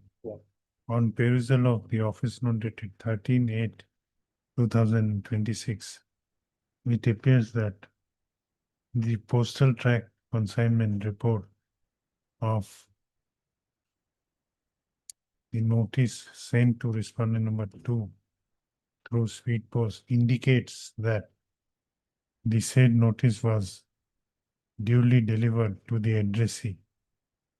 As such, the notice issued to respondent number 2 is held to be duly served. Stop.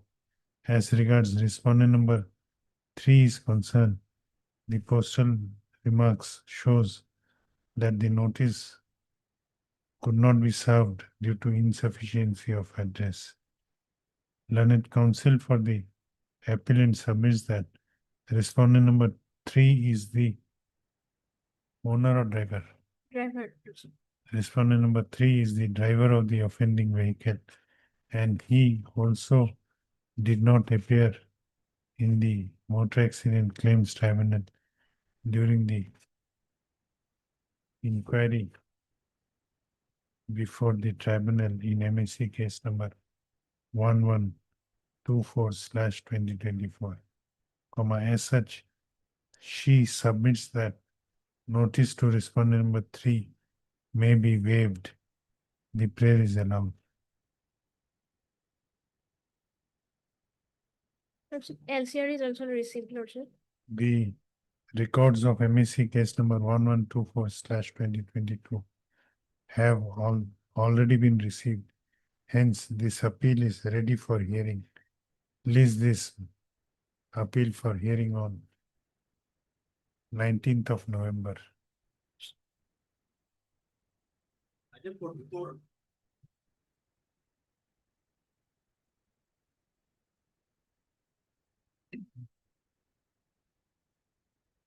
Lordship, I pray for a short accommodation in this case, Lordship. The matter may kindly come up next week on Monday, if possible. Lordship, I file an application for release of the 50% of the awarded amount deposited by the insurance company. Next Monday, you will be opposing. So we have filed an objection, but today I'm not ready, Lordship. So 1 week time. Okay. Monday may be fixed, Lordship. Heard Mr. S.P. Sharma, the learned counsel for the appellant. Also heard Mr. M. Talukdar, the learned counsel for respondent number 1 to 4. Records I sent again.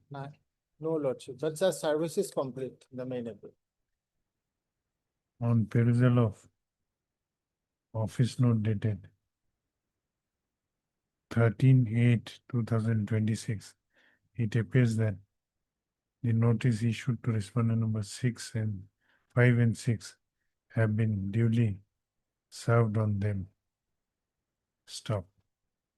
However, the records of MEC case number 52/21 have not yet been received from the concerned tribunal. Stop.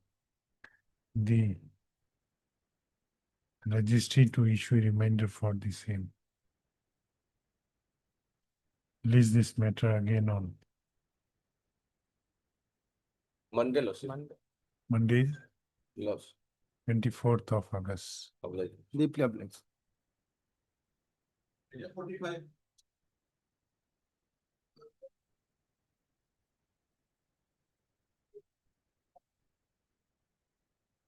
Lordship, this is a delay conversion petition of 80 days, Lordship. Service is complete, Lord. Yes, Mr. Azad. You are opposing. Heard Mr. A. J. Saikia, the learned counsel for the applicant. Also heard Mr. A. K. Azad, the learned counsel for the opposite party / claimant. This interlocutory application has been filed under Section 5 of the Limitation Act 1963 by the present applicant, namely the Reliance General Insurance Company Limited, for condoning the delay of 80 days in preferring the connected appeal, wherein the judgment and award dated 29/5/2025 passed by the Motor Accident Claims Tribunal, Borpeta, in MSC case number 156/2019, has been impugned. The learned counsel for the opposite party claimant has submitted that, considering the grounds shown in the instant interlocutory application, he does not have any objection if the said delay is condoned. On the other hand, learned counsel for the applicant has submitted that the reasons for delay has been stated in paragraph number 4 of the instant interlocutory application. Stop. I have gone through the grounds stated in the instant interlocutory application, as well as considered the submissions made by learned counsel for both sides. Stop.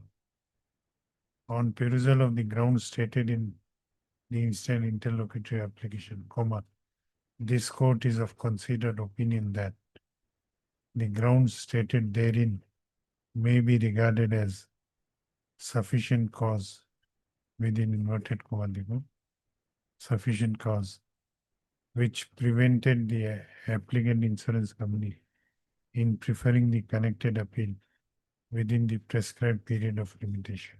Stop. As such, the delay of 80 days in preferring the connected MAC appeal by the present applicant is hereby condoned, and this interlocutory application is allowed. The registry is directed to register the connected MAC appeal and list the same for admission after a week on a date of expiry. His name may be shown, Lordship. Name of Mr. A.K. Azab may be reflected in the cause list as engaged counsel for respondents / claimants henceforth. Obliged.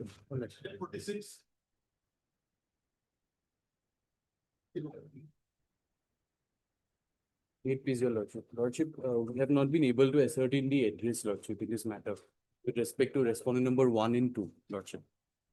Notice was issued in the IA, Lordship. So what is your submission? Lordship, I'm praying for a week's time, Lordship. Okay. Week's time. Heard Mr. H.R. Das, the learned counsel for the applicant. Stop. Also heard Mr. K.K. Bhatta, the learned counsel appearing for respondent number 3. Stop. Next paragraph. The learned counsel for the applicant has submitted that some more time may be granted to the applicant to find out the correct address of respondent number 1 and 2, as till date they are unable to trace the same out. Stop. The prayer is allowed. Let this matter be listed on 14th of September. Lordship. Obliged. 47. May it please your lordship, there was a lapse on my part to take steps in the case. Your lordship will give another chance to. Lord Miss S. Roy, learned counsel for the applicant, who submits that due to some communication gap, the applicant could not take steps for issuance of notice as was directed by this court.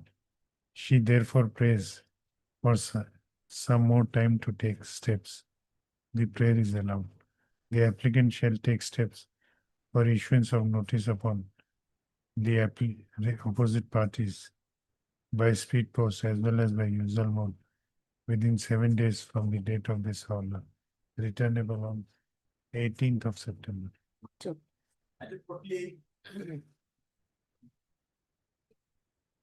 Yes, to disburse the amount deposited by the insurance company, my lord.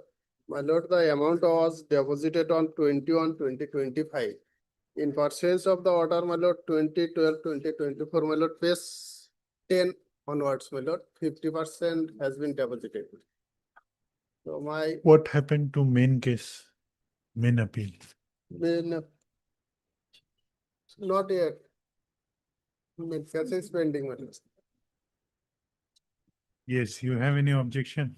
No, my lord. I am for the, my lord, respondent claimant, my lord. I have no. Claimant, Yes, my lord. I am. and who is he? I am for Yes, sir. claimant number 1 and 2, and he is, my lord, claimant number 4 and 5. But, my lord, all are same family, my lord, but he is the widow and son, and I am for mother and father, my lord. My submission is that, my lord, I could not refer the IA, my lord, due to some technical mistake, my lord. I may be allowed before this honorable court to disburse the deposited amount all the claimants, yes. I have no objection. You are for insurance company. No, sir, I am here for instance. You have any objection?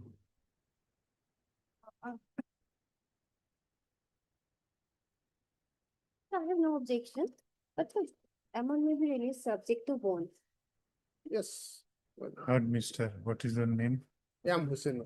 M. Hussain, learned counsel for the applicant. Also heard Miss, what is her name?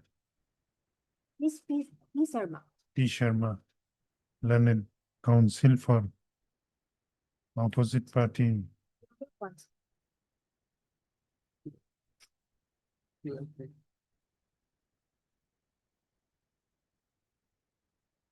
Opposite party number 1/insurance company, as well as Mr. R. Islam appearing for opposite party number 2 and 3. This interlocutory application has been filed by the applicant/claimants number 1,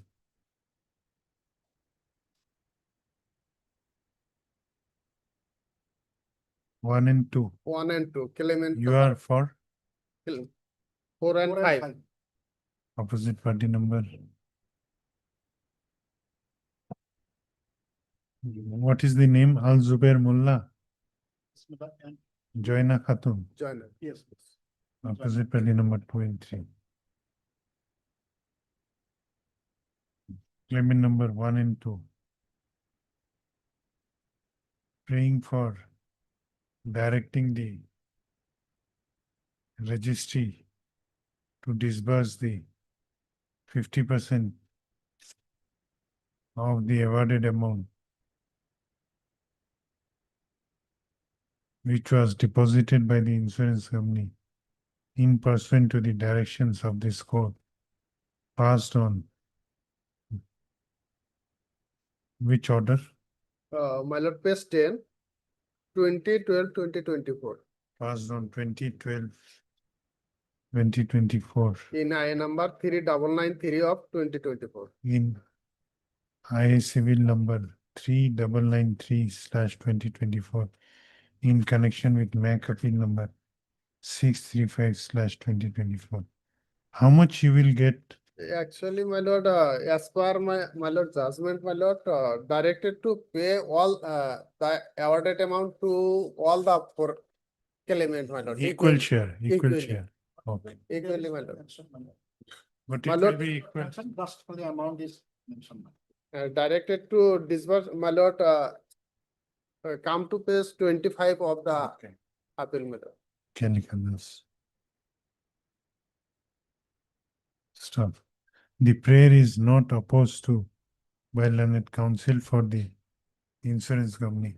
She only submits that the applicant may be asked to submit bond while receiving the said amount. On the other hand, Mr. R. Islam, learned counsel for opposite party number 2 and 3 submits that opposite party number 2 and 3 are also claimant number 4 and 5. And though they have not filed a separate interlocutory application, they may also be allowed to take their share of the deposited amount if such deposit is allowed.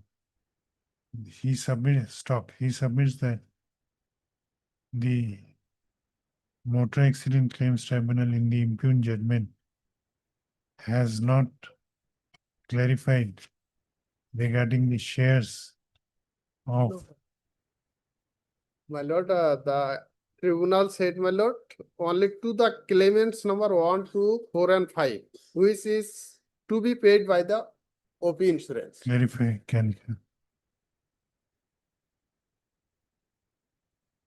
Means, my lord, shares of the claimants. yes, Hence, they are entitled to equal shares. equal share, yes, sir. Stop. Stop. Next para. After considering the submissions of learned counsel for both sides, this court allows this interlocutory application and directs the registry to disburse the amount deposited by the insurance company within bracket rupees 18,07,306 equally No, for the sorry, my lord, actually total amount deposited 36 lakhs 14,612. But since I have made a application for claimant number 1 and 2, that is why I have mentioned 18 lakhs. what was the awarded amount? The awarded amount, my lord, 72 lakhs 29,224. Okay, okay. क्या लिखा?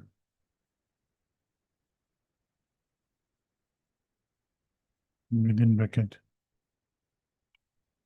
36 lakh 14,602 in equal proportions to the present applicants, namely Musammat Amina Begum and Abdul Samad Mullah, present applicant, as well as to Al Zubair Mullah and Joina Khatun, within bracket, claimant number 4 and 5 / present opposite party number 2 and 3. After furnishing a bond of the value equal to the amount disbursed to the said claimants. Stop. The registry shall disburse the amount as directed after proper verification. This interlocutory application is accordingly disposed of. Obliged. Lordship, in a main appeal, as per office note dated 13/8/2026, respondent number 1, 2, 3, 4, 5, and 7 already appeared. But sir, notice upon respondent number 6 was not served. Who is the respondent number 6? He's the owner of the offending vehicle. Now, what is the submission?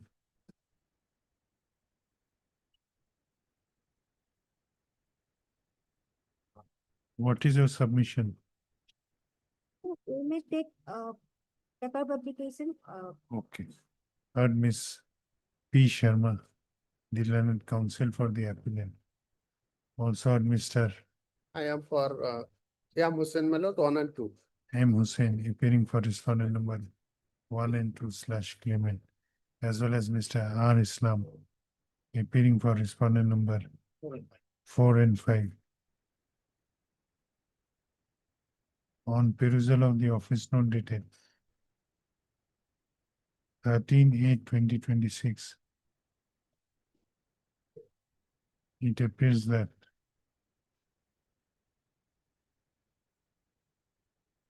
who is respondent number 3? Actually, my lord, respondent number 3 is the sister of the deceased, my lord. But my lord, the learned tribunal has not allowed compensation to her, my lord. Okay, So, okay. On perusal of the office note dated 13/8/2026, it appears that notice issued to respondent number 3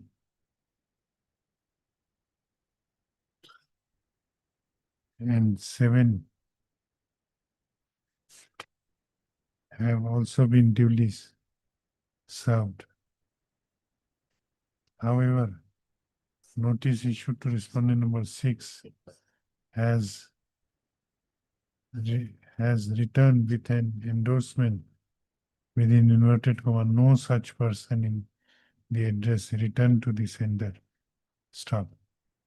In view of above, learned counsel for the appellant has submitted that the appellant may be allowed to take steps for issuance of notice upon respondent number 6 by substituted mode of publication of the notice in the newspaper. Stop. The prayer is allowed. The appellant shall take steps within 15 days from the date of this order for issuance of notice upon respondent number 6 by substituted mode of publication of the same in a newspaper which is widely circulated in the last known address of the respondent number 6. The date of appearance to be mentioned in the said notice shall be 29th of September. List thereafter. God bless.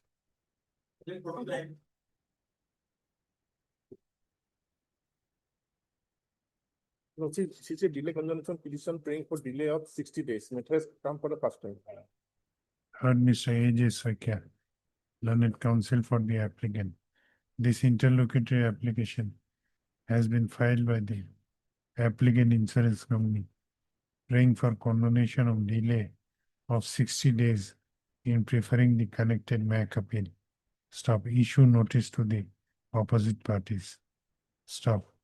The applicant shall take steps for issuance of notice upon the opposite parties by speed post as well as by usual mode within 7 days from the date of this order, returnable on 23rd September. God bless.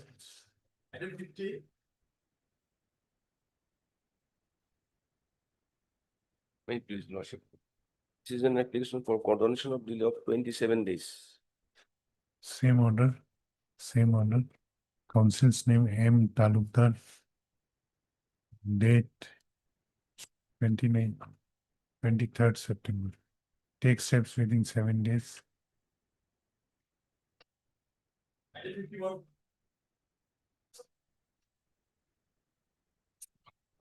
Delay of 4 days, 4 days. Same order. Here, I got order too. Next date is 23rd September. But can it be on 20 or after 20 or before 23rd? I mean, not 23rd, madam. 18th September. 18th. My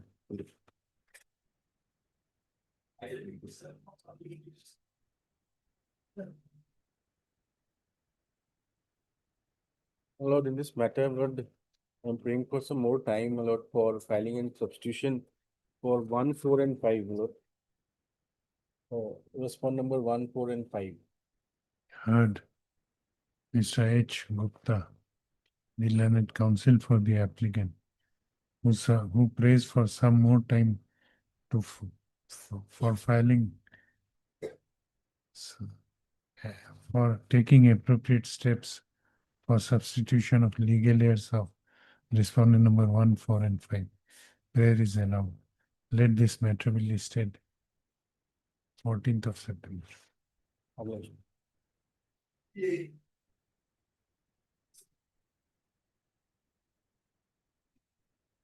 May I please your lordship? In this case, service is completed and this year also appeared. Heard Ms. P. Sharma, the learned counsel for the appellant. Also heard Mr. What the respondent number 1 and 7. Your name? AK Kanun. A.K. Kanun. A.K. Kanun, appearing for respondent number 1 to 7. 1 to 7.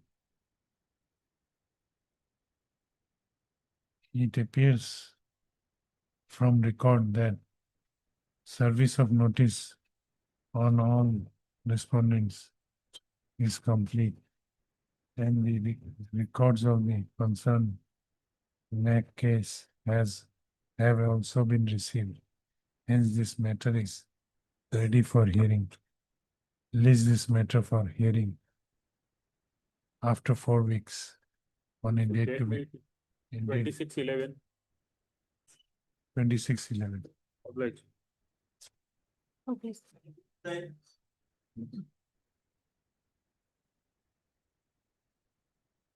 May I please your lordship? Lordship, can you fill the orders? Yes. Last occasion, my junior appeared, my lord, but the opposite party was not present. It is pending before mediation. Yeah. Mediator. 13/8/26, lordship. Notice, answer notice, or no ID card has been received. Okay. Heard Ms. M. Chaudhary, the learned counsel for the applicant. On perusal of office note dated 13/8/2026, it appears that the service report in respect of notices issued to the opposite parties is awaited. Stop. The registry shall place the postal track consignment report of notices issued to the opposite parties by speed post before this court on the next date fixed. List accordingly on 9th of September. Obliged, lordship. 61.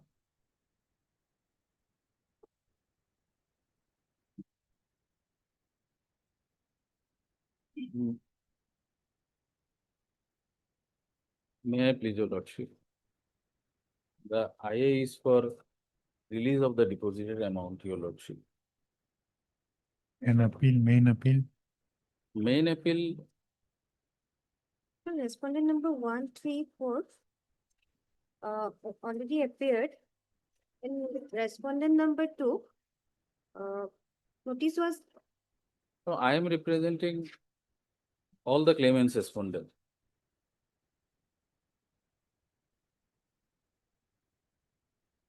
One and two. Oh no, your lordship, I am representing one. The respondent number 2 has died. In the IA I have mentioned. Respondent number 2 is the father of the deceased. So, 2's name may be deleted. In 3 and 4. 1, 4, yes. Wakalatnama has been filed or not? Heard Ms. P. Sharma, the learned counsel for the appellant. Also heard Mr. D. Mondal, appearing for respondent number 1/claimant. Stuff. He submits that respondent number 2 has in the meanwhile expired. He also submits that respondent number 2 was the father of the deceased, and whether he has any other legal heirs.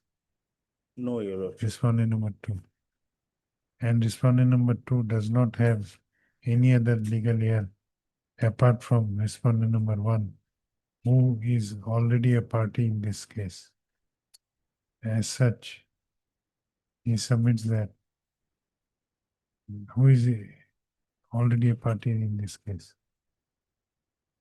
Yes, Miss Sharma, name can be struck out. Under such circumstances, Ms. P. Sharma, learned counsel for the appellant, has prayed for striking out the name of respondent number two from the memo of appeal. The prayer is allowed. The registry shall do the same. It also appears that respondent number 3 and 4, it also appears that on behalf of respondent number 3 and 4, wakalatnama was already submitted earlier as reflected in office note dated 25/2026. It also appears that the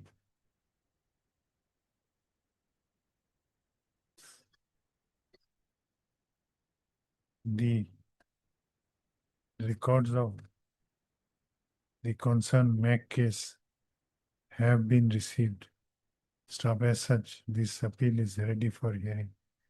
Release this appeal for hearing after 4 weeks on a date to be fixed by the registry. There is one IA, Your Lordship. Any objection? Yes. The award has been given only to the mother, not Oh. anybody else, in the child courts award. No, not to father. No, no, no. Okay.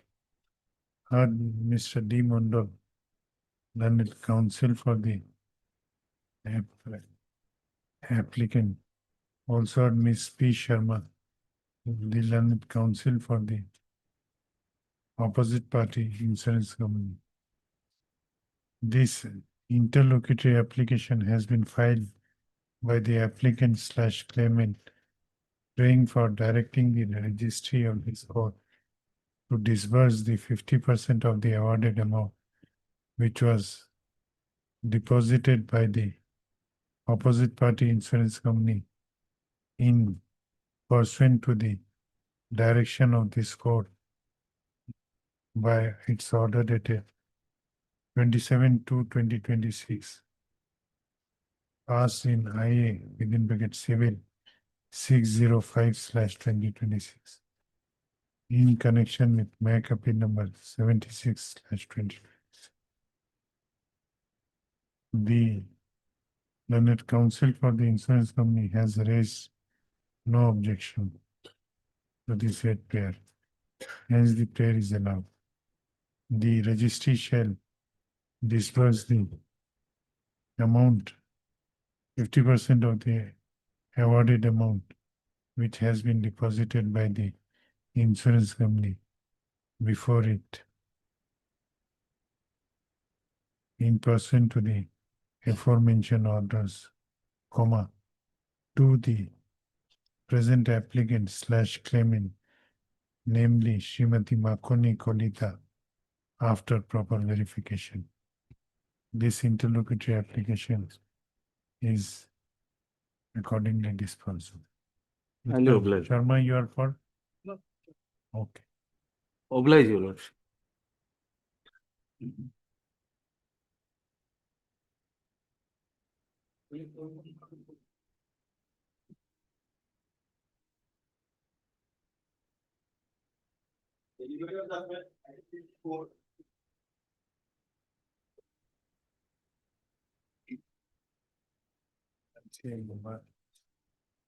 In this, for reasons mentioned in the judgment, both the appeals as well as cross objections are partly allowed. Mother is regarded as the dependent of the deceased, and accordingly she is also granted compensation. Look at the judgment after in the evening. It will be uploaded.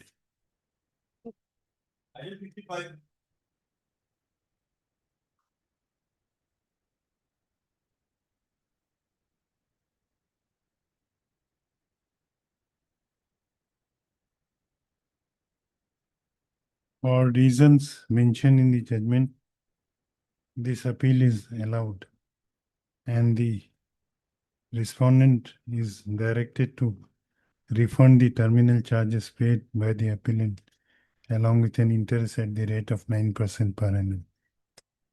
Much obliged, my lord. I'm grateful.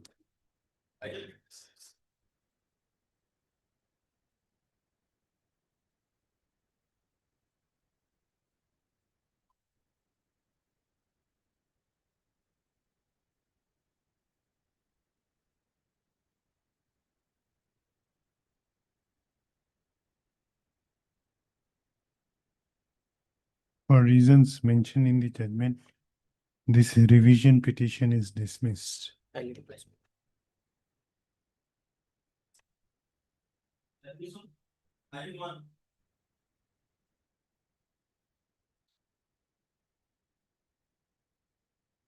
Lordship, in this case, I am appearing for the sole respondent, my lord.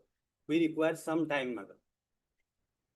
He is at his native place at Kerala, my lord, getting medical treatment.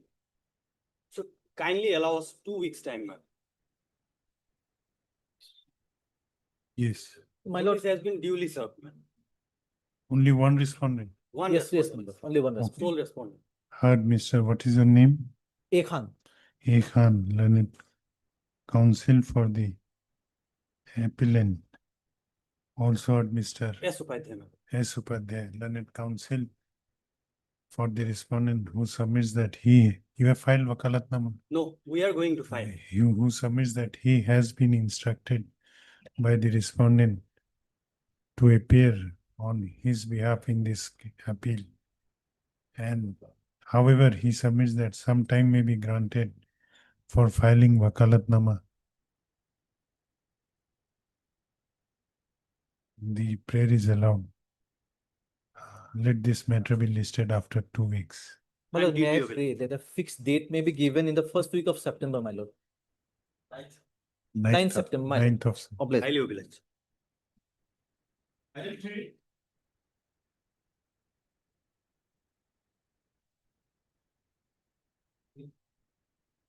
Mate, please, my lord. fresh appeal. Fresh appeal, my lord. It is it has been, the RFA has been filed assailing the order of rejection of plaint. Rejection of plaint. Rejection of plaint, my lord. Okay. Heard Mr. H. Chaudhary, the learned counsel for the appellant.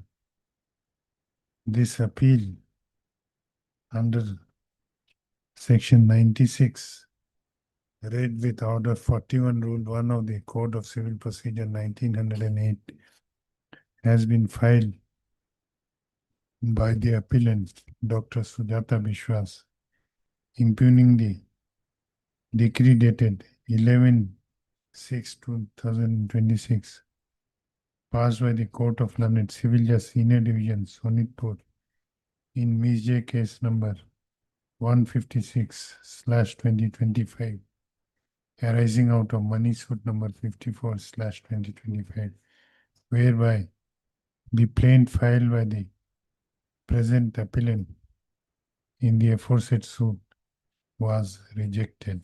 Stop. I have considered the submissions made by learned counsel for the appellant and has gone through the grounds stated in the memo of appeal. Stop. This appeal is admitted. Let the notice be issued to the respondent. The appellant shall take steps for issuance of notice upon the respondent by speed post. Sole respondent.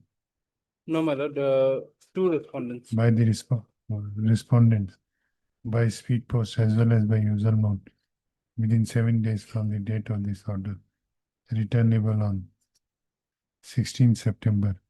Let the records of the trial court be My humble submission, that may not be necessary because only the plaint and written statement was filed. No other documents were filed. okay. It is annexed.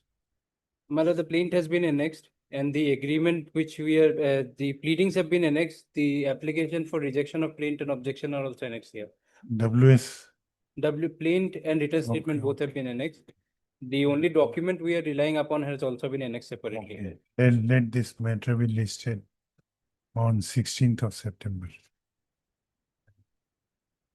I'm deeply obliged.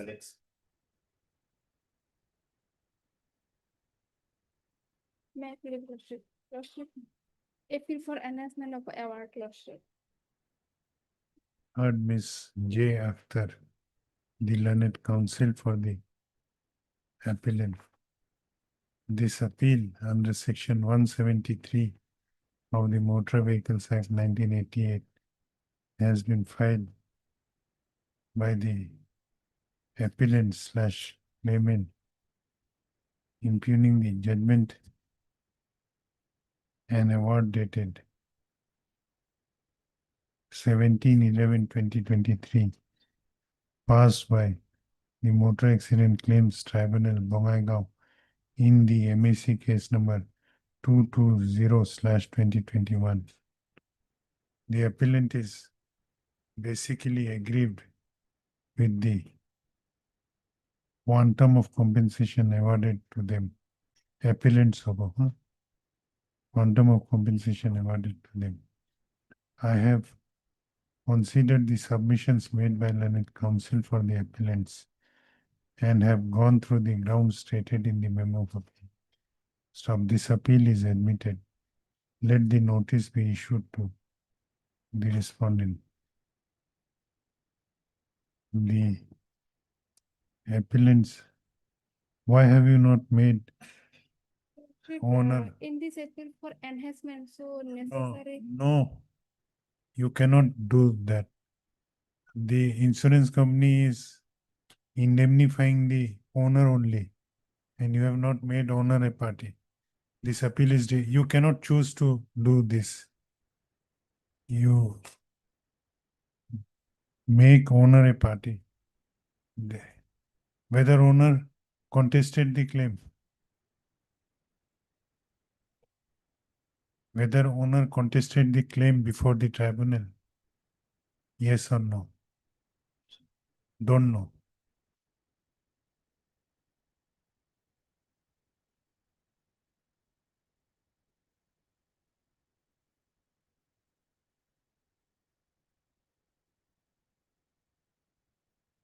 So,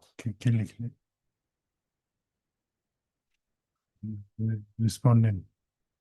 It appears that the appellant has impleaded only the insurance party as the respondent in this case on the ground that the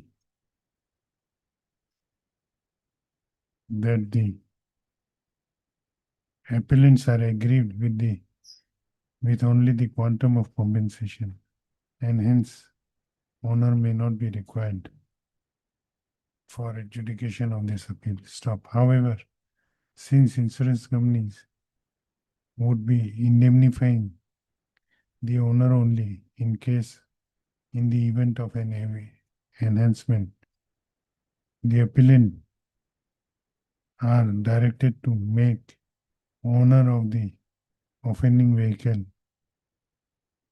and owner and driver of the offending vehicle as parties. Later on, you may take this plea, but at the beginning, you cannot do so.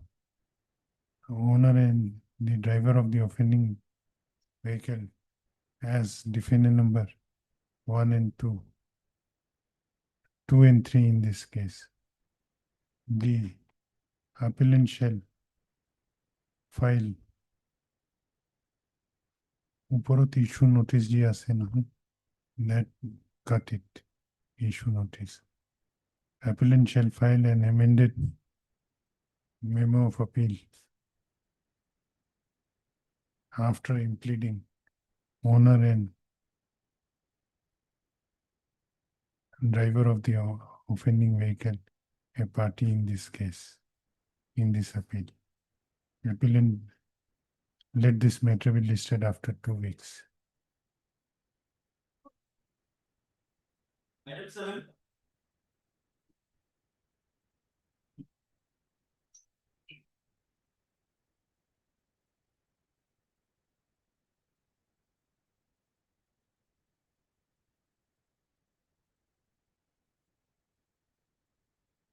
May I please, your lordships?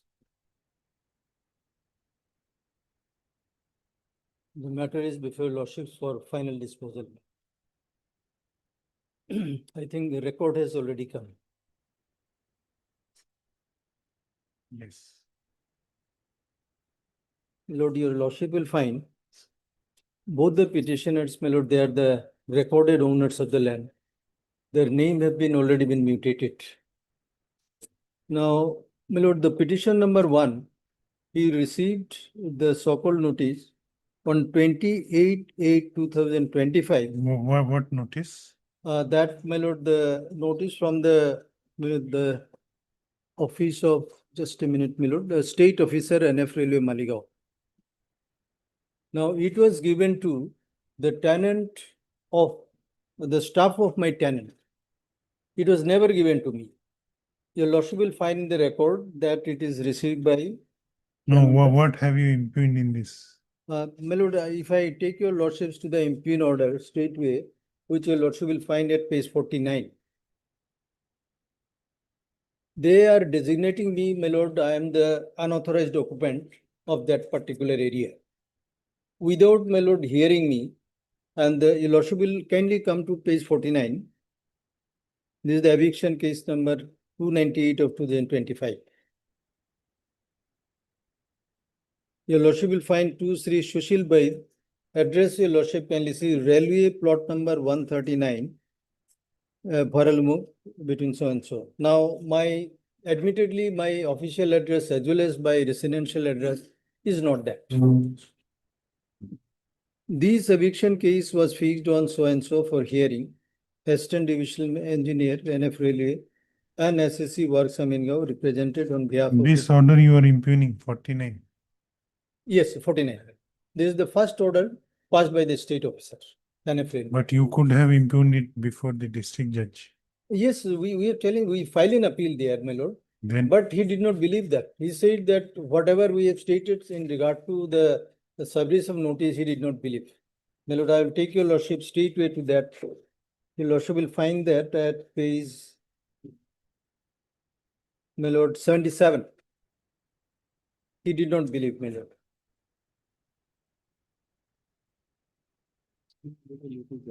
Page 77, paragraph 10, my lord. yes. If we go through the original record of the eviction case forwarded by the learned state officer. You are against this order. This, yes, my lord, no, is the appellate order. The finding of the appellate order. Against the appellate order, you have preferred this revision. Exactly. Okay. Now, this is one of the finding. The next finding your lordship will find very peculiar, that he has drawn an inference. Appellate court has drawn an inference that is a presumption that the land is we are in unauthorized occupant. Now, if the inference is drawn, that should be on the basis of evidence on record. Your lordship will find no evidence on record. Well, at best, my lord, there ought to have been inquiry by the revenue authority. Now, this is my patta land.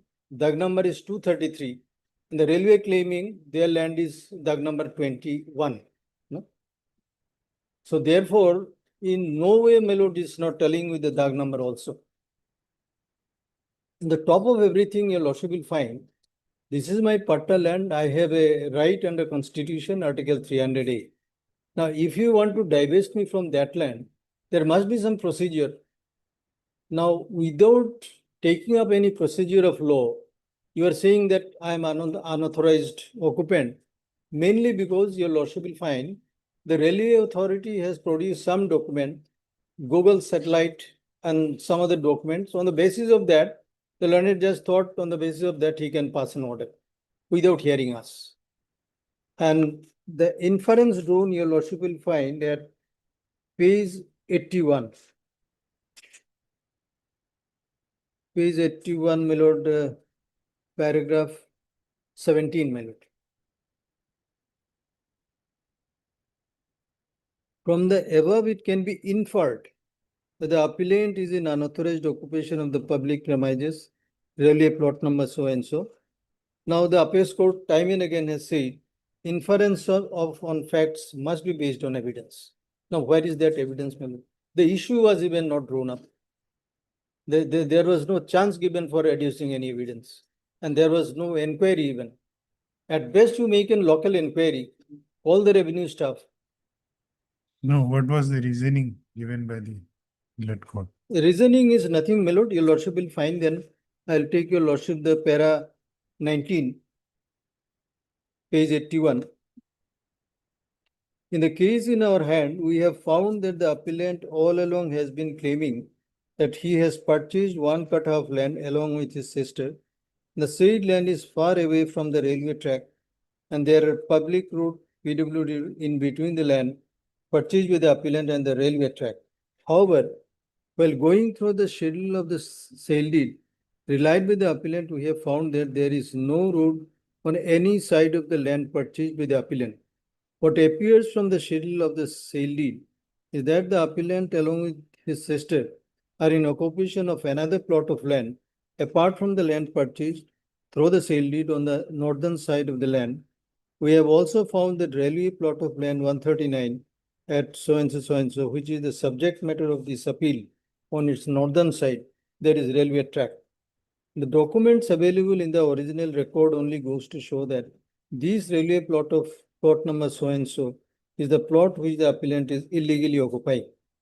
From the above discussion, it is found that the land which the appellant has been occupying on northern side of the land purchased by him with his sister through the sale deed is in fact the land which he is occupying illegally from the railway, and it falls under. Now, this is on which basis? There is no basis at all. There is no evidence taken. There is no local inspection by the revenue staff. Now, in the absence of all that, it is all ipsa dixit of the learned judge.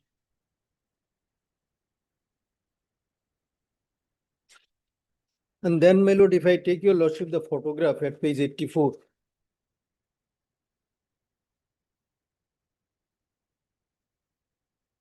Page 84, your lordship will find city guest house. No? My lord, your lordship will find in this photograph, name is city guest house. Your lordship will find the road, then there is a culvert. Where is this land situated? It is in This Gauhati. white color comes on? No, which one? Page 80, page 84, my lord. There is a white color. Your lordship will find city guest house. Then the white color building your lordship have seen. Yes. Your lordship will find the road. Then there is a culvert. Then there is our building. Which one is your building? That white color one your lordship can see. I think it is three-storied building. And the next, your lordship will find in the left-hand side, there is one massive building. So nobody has given any Melod show cause, but it is given to me. Yes, given it's okay, but then if you want to decide it, there is a law in this country, whether they have adopted that. Merely on the claim made by the railway authority that it is their land and it has been decided, both by the state officer as well as the appellate forum.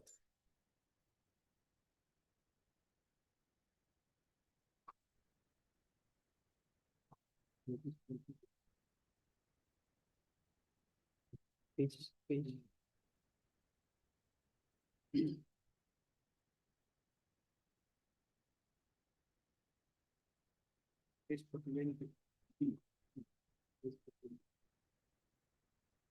Please.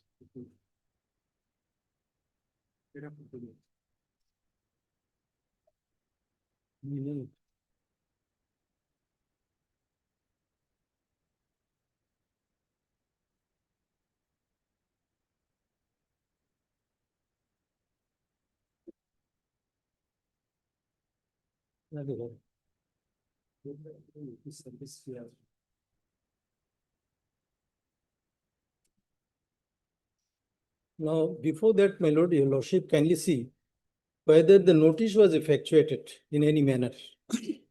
For that, my lord, I will take your lordships to the public premises eviction of unauthorized occupants.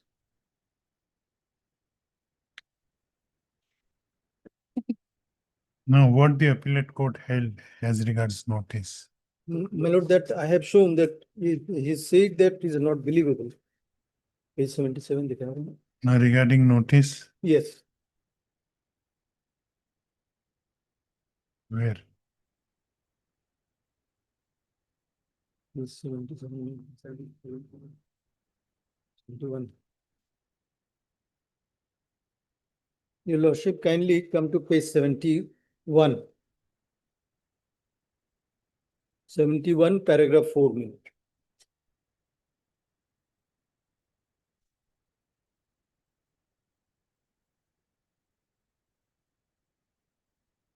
During the course of hearing, learned counsel for the appellant submitted that notice under section 4 of the Public Premises Eviction of Unauthorized Occupants Act so and so has not been properly served upon the appellant. It is submitted that the state officer proceeded ex parte against the appellant without proper service of notice, and as such, the ex parte order was passed against the appellant without following principles of natural justice.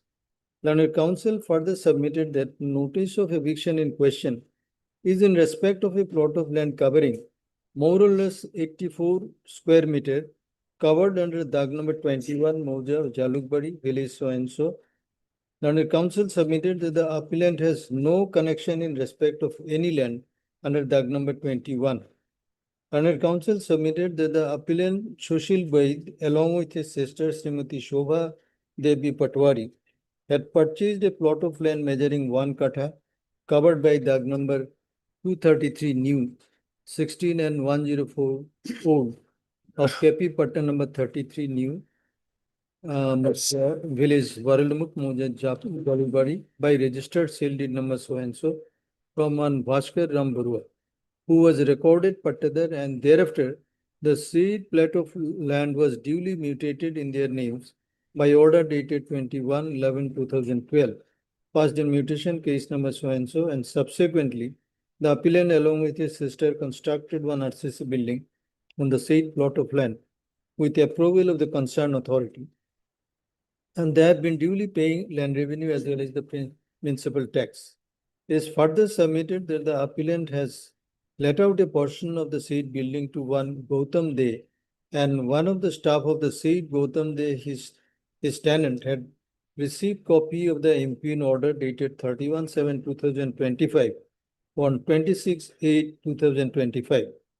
Learned counsel submitted that land of the appellant have different Dag and Patta number, which is situated far away from the existing railway track, and there is a municipal road, PWD road known as Bhotnath Main Road dividing the land of the appellant with railway track, and there is a huge open road on the northern side of the municipal road, and the same land cannot be considered as public premises under Dag number 21. Learned counsel for the appellant further submitted that sister of the appellant, who is also the owner of the land, has not been made a party in this case. Learned counsel accordingly submitted that order passed by the learned state officer is devoid of merit, and accordingly the same request to be set aside. Then your lordship may come to paragraph 10, my lord. From we can read from para 9 onwards at page 76. Yes. It is a case of the appellant that the notice which were allegedly issued by the learned state officer were not served upon the appellant. The appellant claimed that notice were issued in the addresses mentioned in the said notice being a railway plot number 139, so and so. The appellant submitted that residential address of the appellant as well as the business address of the appellant are not the same. It is further submitted that in the property which was purchased by the appellant along with his sister, they have constructed a 3-storied building, and one of the portion of the building is rented to one Gautam De. It is further submitted that notice which was allegedly issued by the state officer as such was not served upon the appellant. However, it is an admitted fact as appears from the record. The appellant has received a copy of the impugned order dated so and so, which was received by one of the staff of his tenant Gautam De. Admittedly, the said order was sent in the same address which is mentioned in the notice. As such, the plea of the appellant that notices which were issued in that address was not received by him or by any of his representative cannot be considered as true. If we go through the original record of the eviction case forwarded by the land state officer, we found that on both occasions, address of the appellant in the notice were mentioned as Sri Sushil by plot number so and so. The same address has been mentioned in the order dated 31/7/2025, passed by the learned state officer. So the plea of the appellant that he has received the order of eviction through one of his tenants, but has not received notices issued in the same address is not believable. My lord, I am on this particular aspect. Now I'll take your lordship's rule 4 of the public premises eviction of There unauthorized was act. any service report? Yes, service report, your lordship will find that it has been received by the staff of the tenant of my tenant. Now that No. will be, That order was received by the tenant. this order No, was received not- by, My that- query is notice under section 4. yes, Is there any service report in respect of that? service report, the record it will be there, no? On the record, your lordship will find that has been received by that person, no? That staff of the tenant, your lordship will find it is in the record. We have tried to persuade the appellate judge also, but he did not believe all that. But that record, your lordship will find it. Give that record. No, two things are there. Well, One is notice under section 4. right. Another is notice communication of the order which was passed on State officer. by the state officer. Communication of the ex parte Right. order. Now your lordship will find in these Whether occasions. or no, let me understand the fact. Well, Before passing the orders, the railways is claiming that it issued notice under section 4. right. And the appellate court came to a conclusion that since the ex parte order was sent in the same address in which the notice under section 4 was sent, therefore there cannot be any reason that earlier notice was not served. That is an assumption. What I'm asking is there any service report in respect of notice? To us or our agent? Yes. No, your lordship will not find in the record. You know, there's the crux of the matter. If that is not there, the service has not been completed. And that in order to buttress this, my lord, I'll take your lordship to rule 4 of the public premises eviction unauthorized. Your lordship can be see for a while. Rule or section? Yes, it will be rule, the public premises eviction of unauthorized occupant rules 1971. I'll take your lordship to rule 4, manner of services, notices and orders. In the latter part of the act, your lordship will find that. Yes.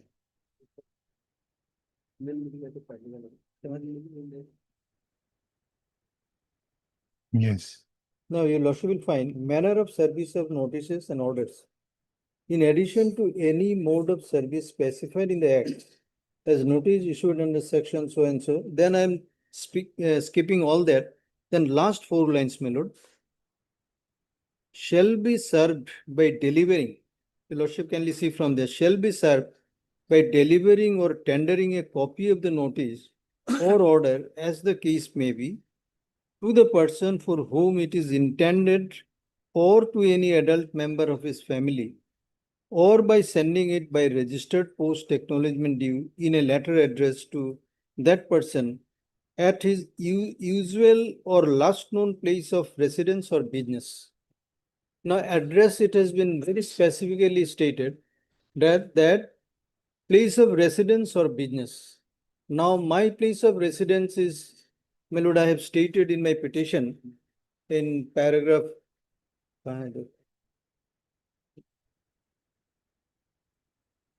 Just 1 minute. Paragraph 10. Lord, if I take your lordships to page 8.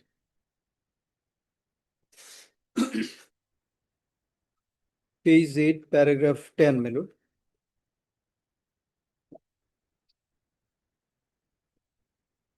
That the petitioner states that the petition number 1 resides at Ashi Holiram Heritage, flat number so and so, KRC Road, Bharalum, Gauhati, in the district of Kamrup, Assam, and his place of business is at Hindustan Stationery Store, house number so and so, Fancy Bazaar, Gauhati. Now, admittedly, my lord, my residential address as well as the business address, the notice were never sent. And so far petition number 2 is concerned, she has not been made a party. Everything is going on against her without making her a party. You also, Mr. Gogoi, see whether service report in respect of notice issued under section 4 is there or not.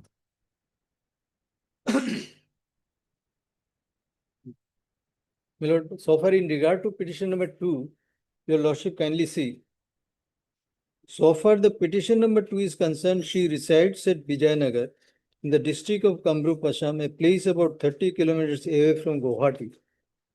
The petitioner states that as per order dated so and so, passed by the learned state officer NF Railway, address of the petition number was given as railway plot number so and so, and notices were purportedly sent to the said address, which is not the proper address of any of the petitioners, inasmuch as it is neither the residential address nor the business address.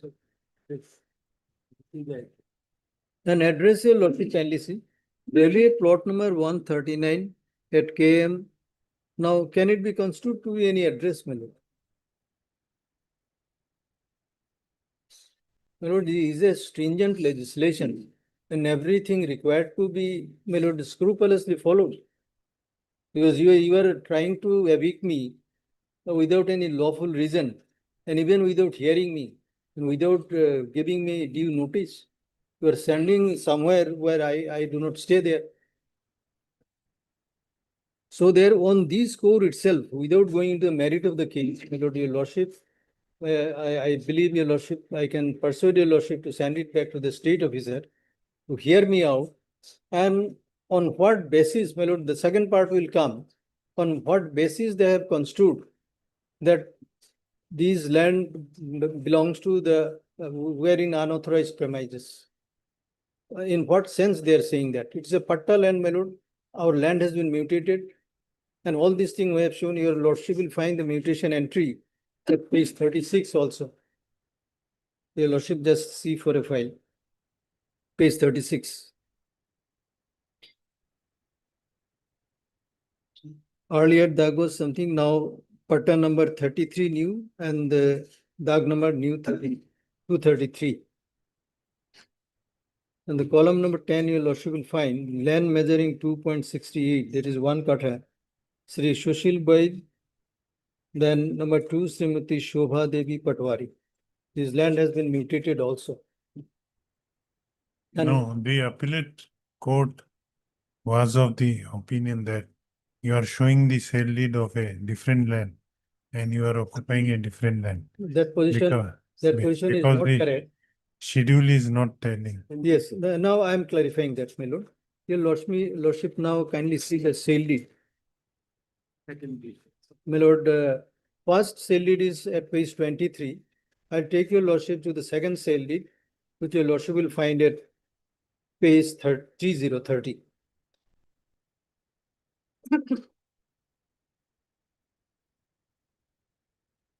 Page 30 at schedule, my lord, your lordship, at page 36.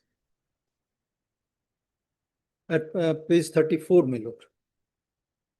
Schedule of the land, your lordship will find. Land measuring 10 laches out of 2 katha 10 laches covered by so and so. And the bounded by, your lordship will find north railway land. South land of Nikhil Bait, east 22 feet, in the west land of Ratan Poddar.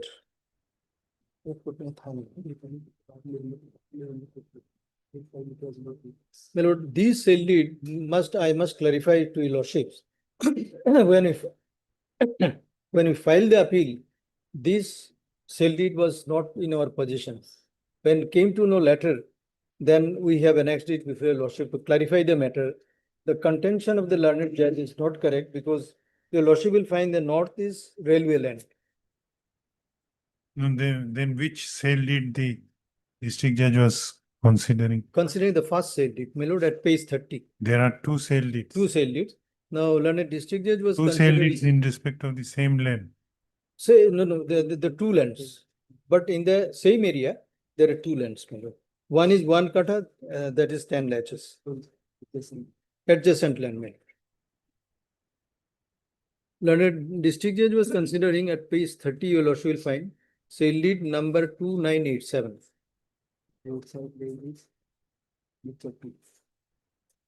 And roadside land is annexure, I mean, second sale deed. Second sale deed. This anomaly came because of that, my lord.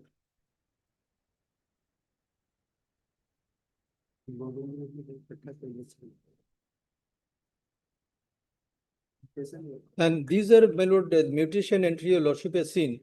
This the entire these 1 kata 10 latches have been mutated also. So therefore, my lord, as a constitutional protection, my lord, under Article 300A, I understand, my lord, we do not have any rights of a land is concerned when it is required for the public purpose.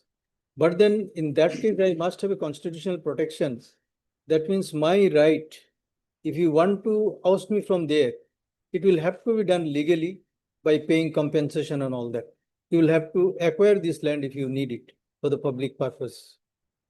Now they are saying, my lord, they have acquired this land from the by taking reports to the government of Assam's machinery. Now, if it is so, which land you have taken? This is dag number 21, not dag number 233.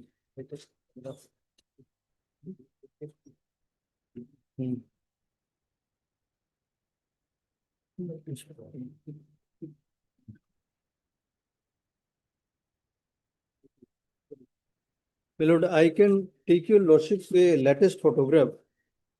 Recently, they have marked it by making a fencing, my lord.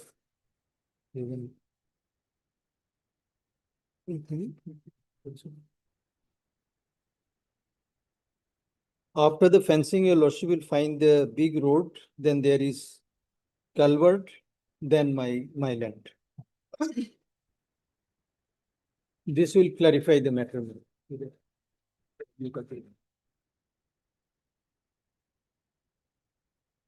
The lordship will find the barbed fencing, then the road. This fencing has been made recently. Then the road, then there is culvert, then my gate.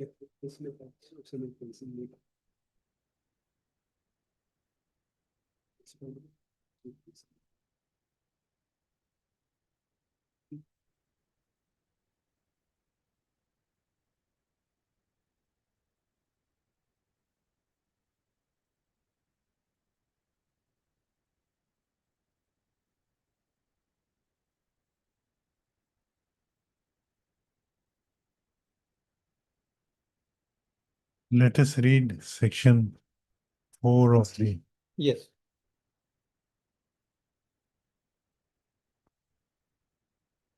public premises. Section 4, my lord, first from 3B, my lord, 3 capital B. Yes. Eviction from residential accommodation. Notwithstanding anything contained in section 4 or section 5, if the state officer has information that any person who was granted residential accommodation occupation is in unauthorized occupation of the said residential accommodation, he shall forthwith issue a notice in writing calling upon such person to show cause within a period of 3 working days why an order of eviction should not be made. Cause the notice to be served by having it affixed on the outer door or some other conspicuous part of the said residential accommodation, and in such other manner as may be prescribed, whereupon the notice shall be deemed to have been served upon such person. The state officer shall, after considering the cause, if any, shown by the person on whom the notice is served under subsection 1, and after making such enquiry as it deems expedient in the circumstances of the case, for reasons to be recorded in writing, make an order of eviction such person. If the person in unauthorized occupation refuses or fails to comply with the order of eviction referred to in subsection so and so, the state officer may evict such person from the residential accommodation and take possession thereof. Now, your lordship will find the phrase unauthorized occupation everywhere. In my case, it's my patta land, so this section itself is not applicable. Now, 4. Issue of notice to show cause against order of eviction. If the state officer has information that any person is in unauthorized occupation of any public premises and that he should be evicted, the state officer shall issue in the manner hereinafter provided a notice in writing within 7 working days from the date of receipt of the information regarding the unauthorized occupation, calling upon the person concerned to show cause why an order of eviction should not be made. If the state officer has reason to believe that any person is in unauthorized occupation of the public premises, then, without prejudice to the provisions of subsection 1, he shall forthwith issue a notice in writing calling upon the person concerned to show cause why an order of eviction should not be made. Any delay in issuing a notice referred to subsection 1 of 1A shall not vitiate the proceeding under this act. The notice shall specify. Now, these are the methods, my lord. First thing, my lord, the second one is there must be unauthorized occupation. Then this act will come into play. Now, here, admittedly, my lord, I have purchased my land. It's a patta land. It has been mutated. So there is no question. In order to say that it is an unauthorized occupant, we are unauthorizedly occupying this land. There will have to be, the state officer will have to construe by some sort of evidence or by making local inspection through the revenue authority. They'll have to come to the pinpointed area, how they can say that it is we are in unauthorized occupant or not. Now, these are they given total go by to these aspects. Now, your lordship will see that whether this act is applicable in this state of affairs. The factually, my lord, I'll submit that this act is not applicable in regard to a patta land. They are claiming you to be unauthorized occupant. They Your defense is that you have purchased the patta land. Yes. Now their So claim is the estate officer has to adjudicate. now your lordship, let's see, my lord, how he has adjudicated. Your lordship, kindly come to page 49 again. How he has derived his satisfaction.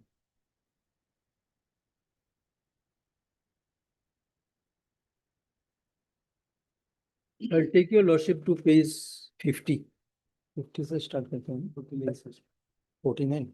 Well, I'll read from 49 itself.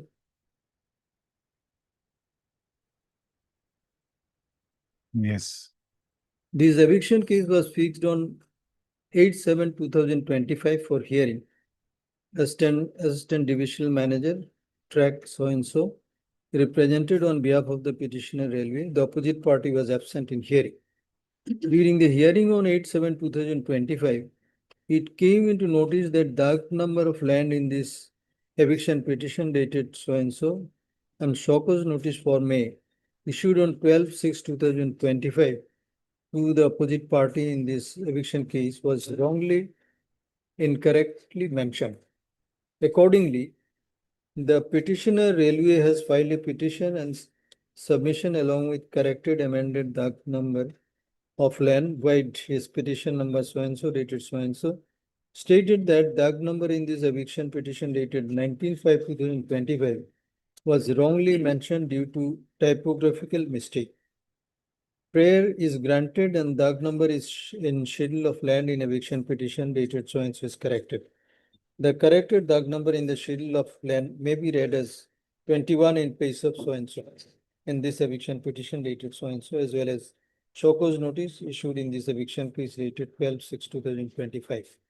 Accordingly, a notice under section 8 of the Act 1971 was issued on 10/7/2025 from this court to the opposite party with corrected amended schedule of land in question, which the opposite party was advised to attend appear before this court on 31/7/2025 at so and so with all relevant documents records relating to instant eviction case.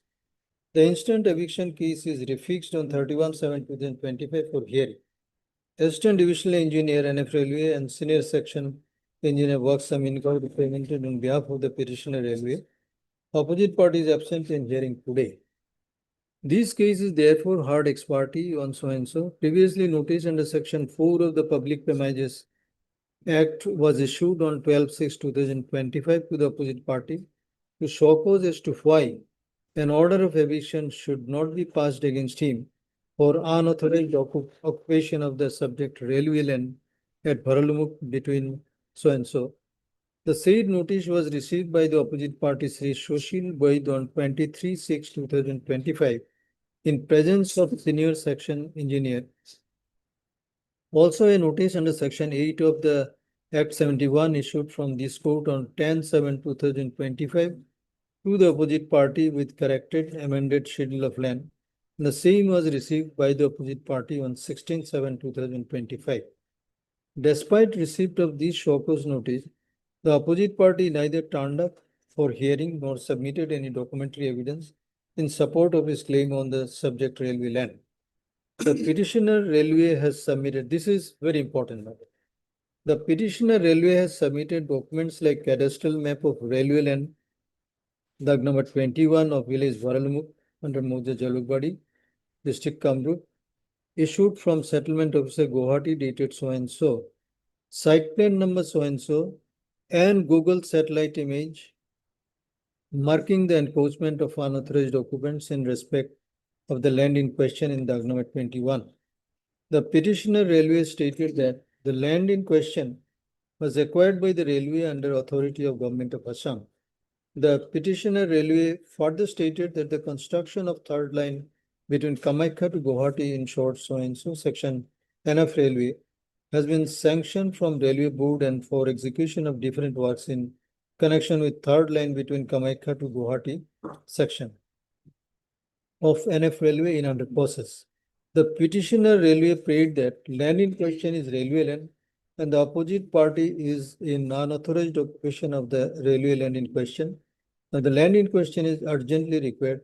Now a lordship will see that the learned state officer has derived his satisfaction merely on the production of these papers, that is the cadastral map of railway land and the Google satellite image. These are the only materials. It was his duty, my lord. There should have some local inspection through the revenue authority. Now, without doing that, merely because some papers have submitted with the railway authority, and he derived his satisfaction out of those two papers.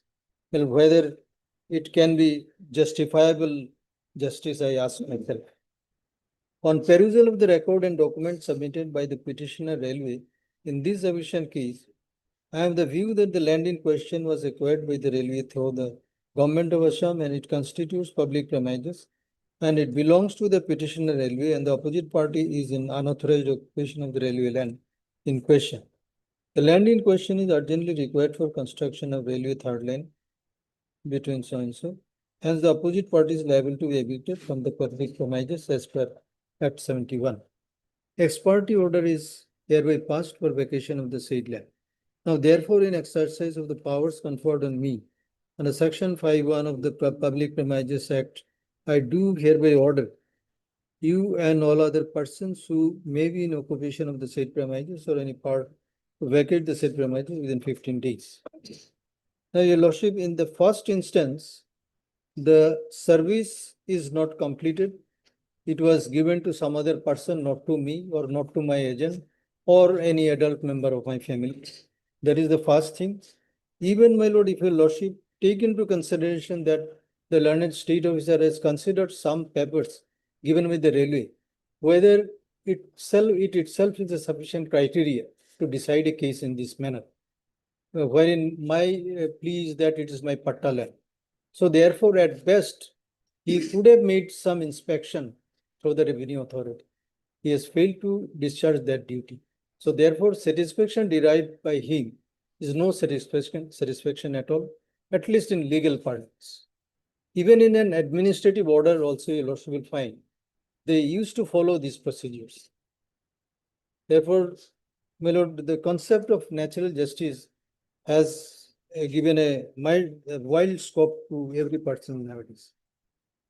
Now, this was challenged by filing an, my lord, the miscellaneous appeal before the learned appellate forum. The appellate forum also, my lord, taken the matter in the same scale, and ultimately he did not believe. And the appellate forum, strangely enough, drawn an inference. Now, drawing an inference on a factual matter, whether it is sufficient. To that extent, my lord, I will take your lordship to a decision of the appellate court. My lord, although it's a matter relating to a disciplinary proceeding, but so far the evidentiary value in a disciplinary proceeding and this proceeding, these are preponderance of probability. So therefore, my lord, I take liberty to take your lordships the decision of appellate court referred in 2009 to SCC page 570. Just few lines I will read. It will be this one.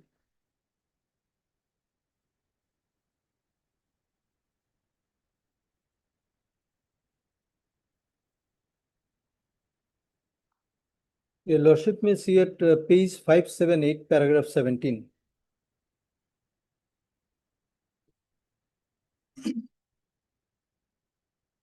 Yes. I'll read the whole parameter. The departmental proceeding is a quasi-judicial one.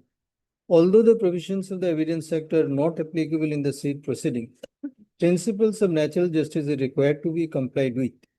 The courts exercising power of judicial review are entitled to consider as to whether, while inferring commission of misconduct on the part of a delinquent officer, relevant piece of evidence has been taken into consideration and irrelevant facts have been excluded therefrom. Now, this line will be important. Inference on facts must be based on evidence which meet the requirement of legal principles. Now, when the appellate forum is taken up that he has drawn an inference that is a public unauthorized premises. Now, that inference has to be, my lord, on the basis of some evidence on record or some legal inspection, local inspection. Now, they have given total go by to that aspect. Then, my lord, your lordship, also see paragraph 20. Just para 20, subpara 44, your lordship will find. Yes. In regard to, my lord, the enquiry officer cannot base his finding on mere hypothesis, mere ipse dixis on his part, cannot be a substitute of evidence. Now, if there is no evidence on record, if there is no substantial materials record, then, my lord, the finding will have to be on the basis of ipse dixit or, my lord, hypothesis.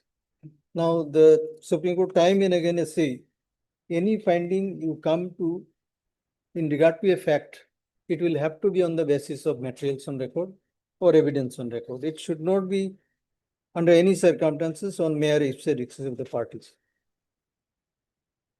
Then the last para, 23. Yes. Last 4 lines. The materials brought on record pointing out the guilt are required to be proved. A decision must be arrived at some evidence which is legally admissible. The provision of the Evidence Act may not be applicable in a departmental proceeding, but the principles of natural justice are that the report of the inquiry officer was based on merely ipse dixit, also surmises and conjectures. The same could not have been sustained. The inference drawn by the inquiry officer apparently were not supported by any evidence. Suspicion is well known, as is well known, however high may be, can under no circumstances be held to be a substitute for legal proof. I have given to your lordship this judgment because a proceeding in a departmental proceeding, my lord, the strict adherence to the rule of evidence and the CPC is not applicable. But then when you reach to a certain facts, when you come to a certain facts that he is guilty, that will have to be invariably on the basis of some evidence. So therefore here, if your lordship look at that, there will have to be some evidence. Where is that evidence? There is no evidence at all. The state officer only has highlighted that railway has produced certain papers. I have a right to cross-examine all that. Your lordship may put a question to me that you did not appear, but under what circumstances I could not appear, that is also justifiable. Because it was not served, it is given to some person, my lord, he is not my agent or he is not my family elder. So therefore, whether service can be construed to be service in that manner. Because the rule 4 is explicitly made clear that will have to be to my business address or to my residential address. Now, address, as your lordship has seen in the impugn order, address even 139 and some numbers have been given, is that can be construed to be an address. So therefore, at the first issue, and so far petition number 2, your lordship kindly mark one thing. She has not been made a party to the proceeding even. An entire thing is going behind her back. Now, these are the considerations, my lord, your lordship may see that whether this is the justifiable judgment both by the state officer as well as the appellate authority.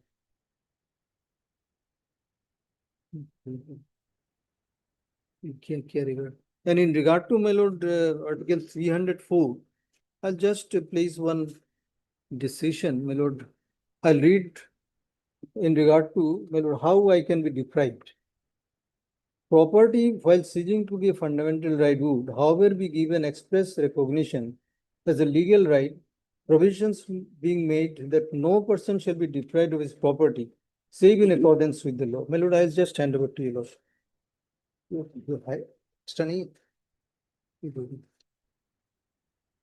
Citation. My lord, 2007-8 SCC, page 748, paragraph 58.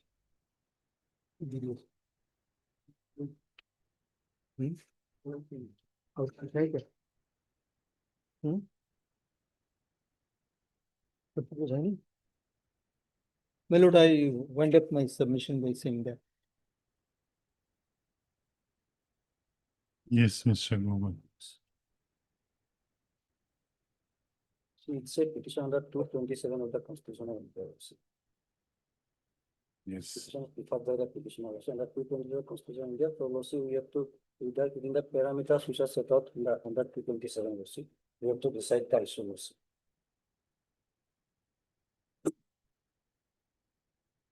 Also, when we have to exercise the 220 of 227 of the jurisdiction also, we have to wherever just a reiterated also, there should be a jurisdictional error also, there should be a perversity, and there should be arbitrariness also. That should be fulfilled also. Yeah, in this case also, there is no jurisdictional error also, there is no arbitrariness also, there is no perversity also. Even also, the findings which was under the appellate court findings is also on the basis of the materials available before the honorable court, appellate court also.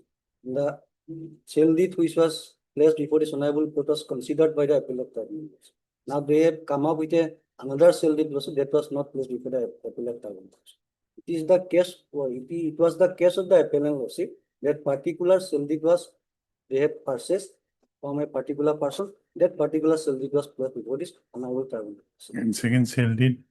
Lordship? Second sale deed? It was not placed before the honorable tribunal. It was not before the honorable at any point of No, time. their main plea is that the appellate court failed to consider the fact that the notice under section 4 That was was already serviced, Lordship. I have flag mark it. Even that notice was also served, and Lordship, section 8 amendment corrected notice was also served, Lordship.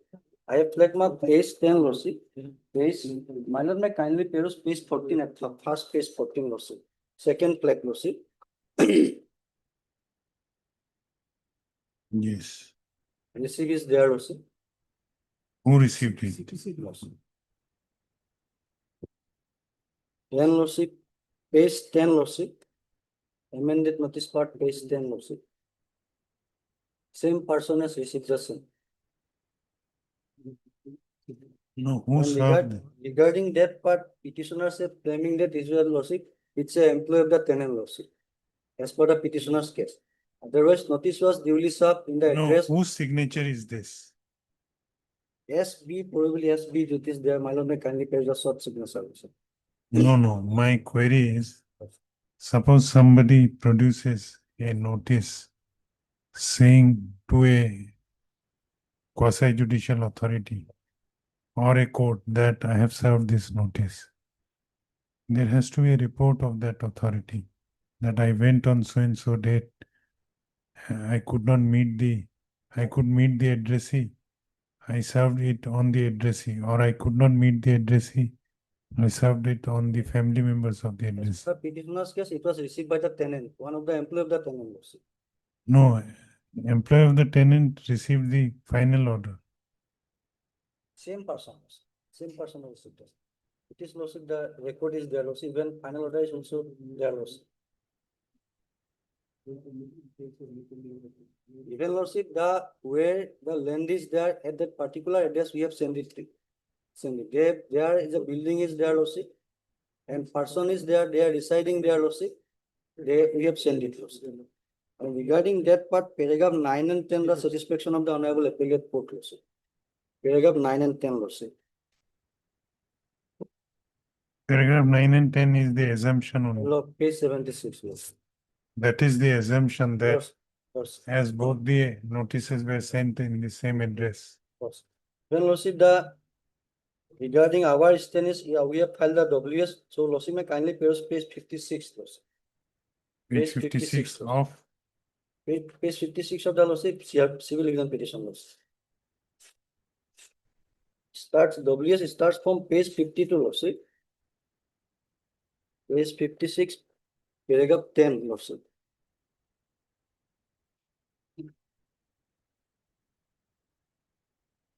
If lordship permit, I can read it lordship. yes. That with regard to the statement made in paragraph so and so, answering respondent denied the same as begs to say that the said land in question is a railway land covered by Dagnong 21 under Brawlung Revenue Village by so and so lordship. The railway authorities notice was served to the illegal unauthorized occupants covered by Dagnong 21, but not from the Dagnong 22. They are claiming Dagnong 233 lordship. The appellant unauthorizedly occupied the railway land covered by the Dagnong 21. Answering respondent further begs to say that railway land covered by Dagnong 21, land measuring 15 acres, 4 quotas, and 15 so and so lessors lordship. According the railway authority issued notice for eviction against the unauthorized occupants as per para 827 of the Indian Railways Works Manual lordship. Before construction of RCC building, structural of formal NOC is required from the railway authority by a person concerned, by a same was not obtained by the appellant.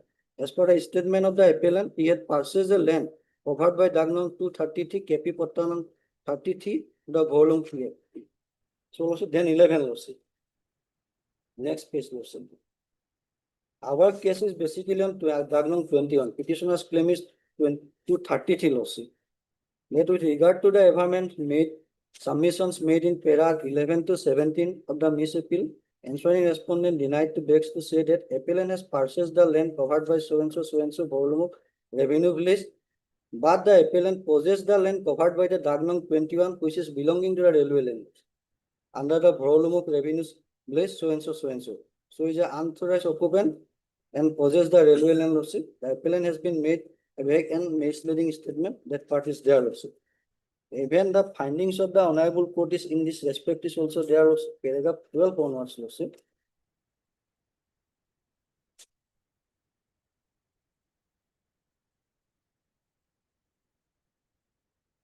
Before then, my lord, page 73, my lord. Page 72, my lord, may kindly page. Page 72 lordship. It's a part of the paragraph 4 lordship. Page 70. Page 72 lordship. It's a part of the paragraph 4 lordship.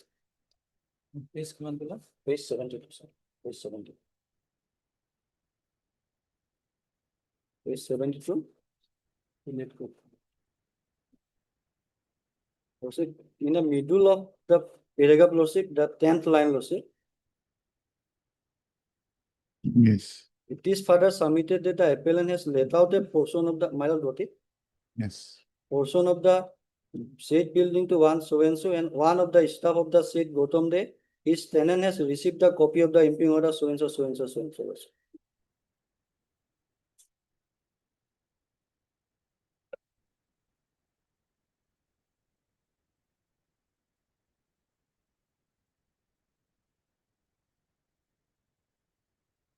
And my lord, 12, paragraph No, 9. what is the requirement? Lordship, What is the requirement under rule for or how to? it should be in the particular address, Lordship, and it was sent to that particular address, Lordship, and it was received by them, Lordship. To whom it should be tendered? Lordship, it should be the occupant of that particular plot of land. No, read the, Lordship. read section, rule 4. Rule 4 of the Lordship. Public Premises Eviction Rules, 1971. If the state officer has information that any person is an unauthorized. No. Rule 4, not section 4. Rule 4. Rule 4 of the rules. Manner of the service of notice. Yes, yes. In addition to any mode of service specified in the Act, Lordship. It is in addition, Lordship.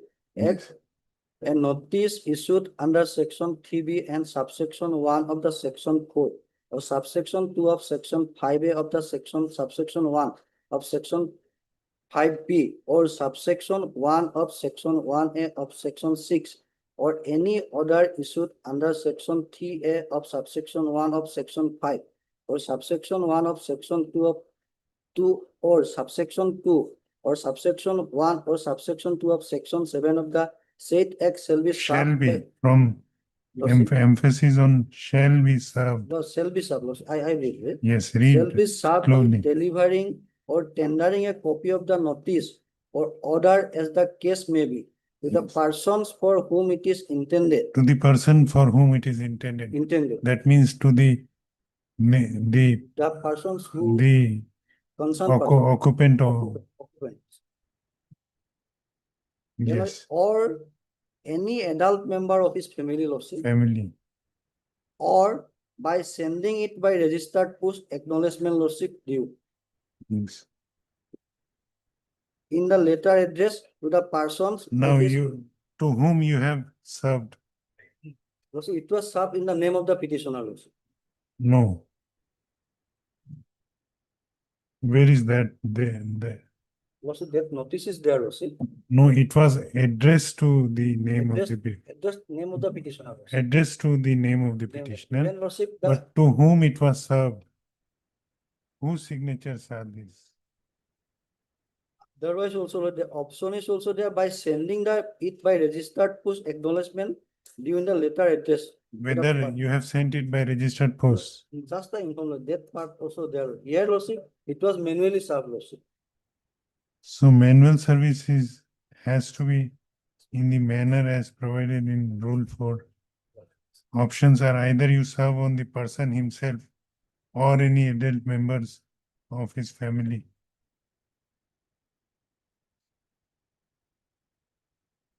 Signature is there, Lordship. Whose signatures? Signature is there, short signature is there, SB or SD, Lordship. Mylan kindly pays that. No, the estate officer must come to a finding Lordship. or not. Finding This is there. my query. Finding is That there. suppose There should be satisfaction, Lordship. there should be satisfaction of estate officer that notice has been properly served. Sir, Then only he can proceed further. this, so Lordship, my state officers order, my lord, may page 49, Lordship.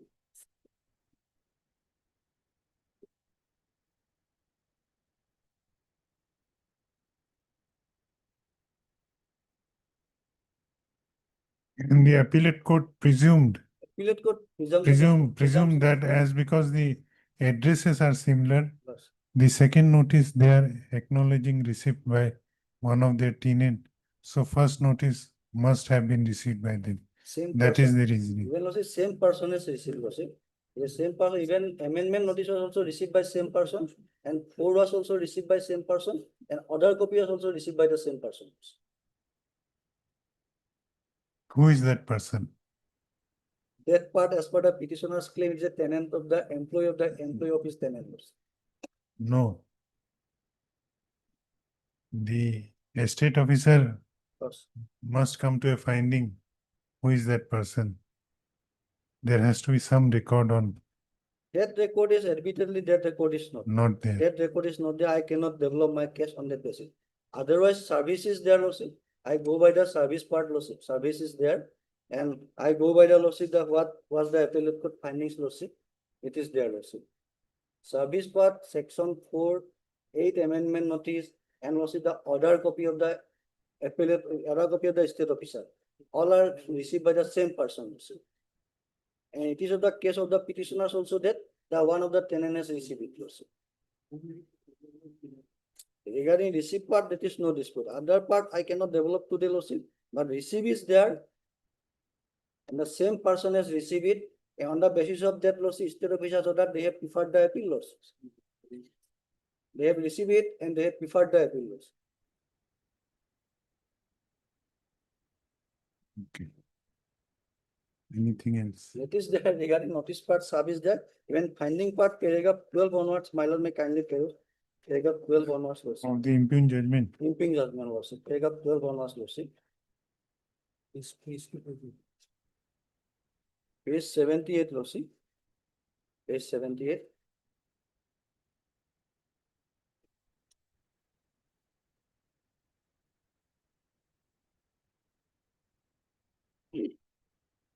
The fact that the land under Dagnong 20 was acquired by the railways for the purpose of laying of a railway track has not been disputed by the appellant.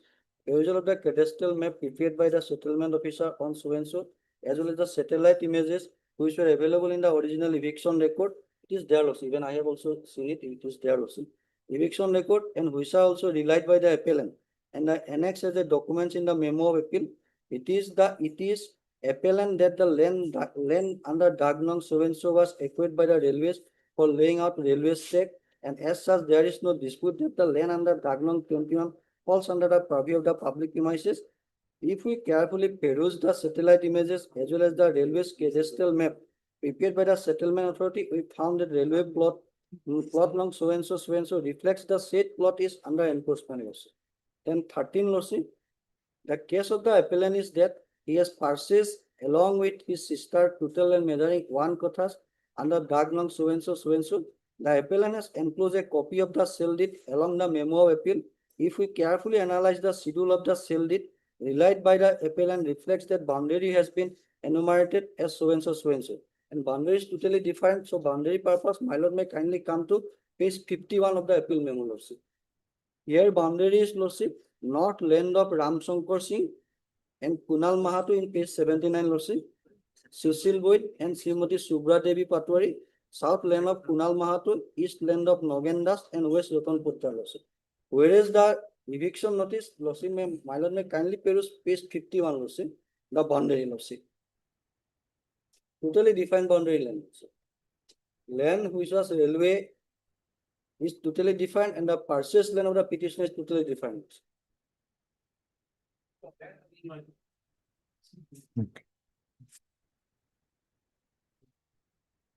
That boundary is 51, page 51, Lordship.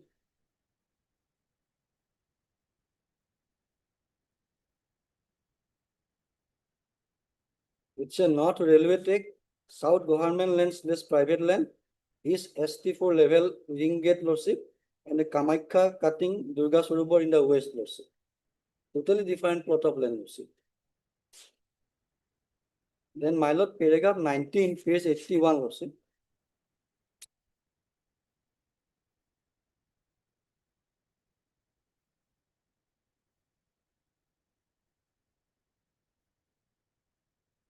Yes. Paragraph 18 also, Lordship. Paragraph 18, Lordship. Laying of the third line by the railway between Kamaikha to Gauhati is being done in the interest of the general public. Any project which is being carried out for the interest of the public, then it is always necessary to take into proper consideration the public interest involved than the individual interest. as soon as it appears that any person who has claimed individual interest against the public interest and could not subsistence his claim, though any legalized manner or legal documents, then such public interest cannot be overlooked or seduced due to the private interest claimed by such person. Here totally different plot of language there, Lordship. Then paragraph 19, Lordship. In the case, they have not produced any document in respect of that particular Lordship 21 drug, Lordship. And paragraph 19, Lordship, in the case in our hand, we have found that the appellant all along has been claiming that he has purchased one kotha of land along with his sister, and said land is far away from the railway track, and there are public road, PWD road in between the land purchased by the appellant No, and railway track. Mr. However, Gogoi, Lordship, their claim is that their land is, they have purchased land and in DAG number 233. Lordship, Your claim is 21. 21, and we have notice was sent 21. We are No, what is the basis that the land on which they have encroached is under 21? 21 as per the Satellite image only. as per cadastral map and the railway map, Lordship, it is there, Lordship. It is in the record is there, Lordship. Original record is there, Lordship. Cadastral map and satellite images are prepared by the Lordship, the revenue authority and the railway authority. It is there. It is in the original record, Lordship. Even Lordship, our High Court has also held that the satellite image and cadastral map in respect of the and the railway, Lordship, map, railway track map is the, Lordship, valid document for consideration of the claim of the railways, Lordship. One of the WPC, our High Court has disposed of, Lordship. Unfortunately, today I have not bring it, Lordship. It is there, Lordship. Even I can place it before your Lordship also, Lordship. Railway trace map and everything is, Lordship, that particular matter is considered.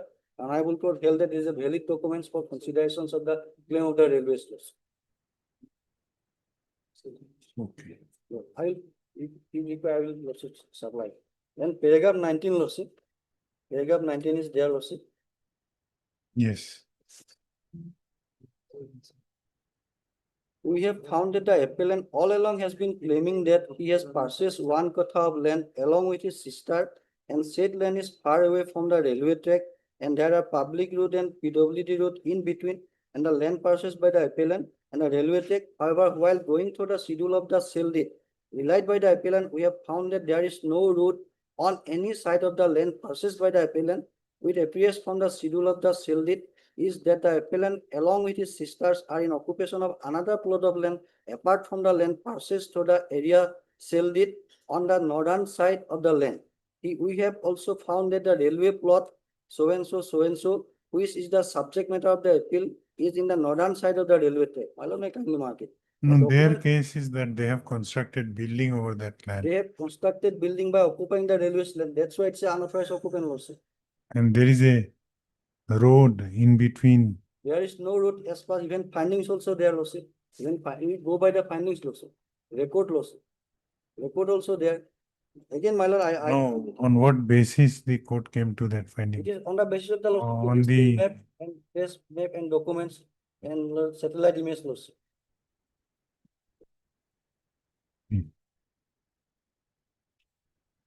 Even Lordship, the plot of land there which they have purchased, totally different plot of land. It is far away from the railway track, Lordship. And the land which was required for the Lordship enlargement of the third railway track, railway Bodros line, it is adjacent to the original railway line, Lordship. It is even Lordship, when we are go from our High Court to the Maligaon area, then it will be left side, Lordship. Left side nearby the railway track, Lordship. In the Kamaikha Kathing, Lordship. That where Bhutnath is going on a big. But you require that building Lordship. on which Lordship. you require that land on which the building has been constructed. Lordship, that land was never purchased by the petitioner, Lordship. It's a railway land, Lordship. But there is a road.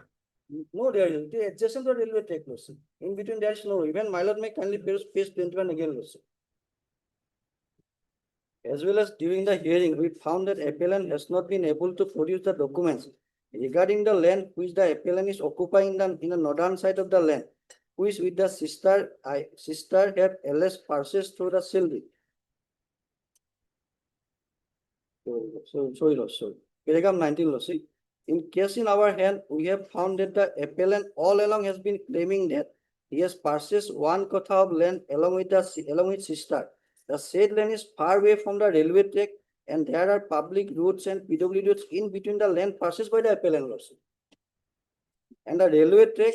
However, while going through the schedule of the sale deed, relied by so lordship, the public road is there in between the land which was purchased by the petitioner lordship. It is not adjacent to the railway land lordship. Relied by the appellant, we have found that there is no road of any side of his land purchased by the appellant. What appears from the schedule of the sale deed that the appellant along with his sister are in occupation of another plot of land from the land purchased to the sale deed of the northern side of the land. We have also found that the railway plot so and so is a subject matter of the appeal on its northern side of the railway track. The documents available on the original record only goes to show that railway plot of land at so and so is the plot which the appellant is illegally occupying. Yeah, it is a revisional jurisdiction, so I relied lordship to his judgment in lordship permit me lordship.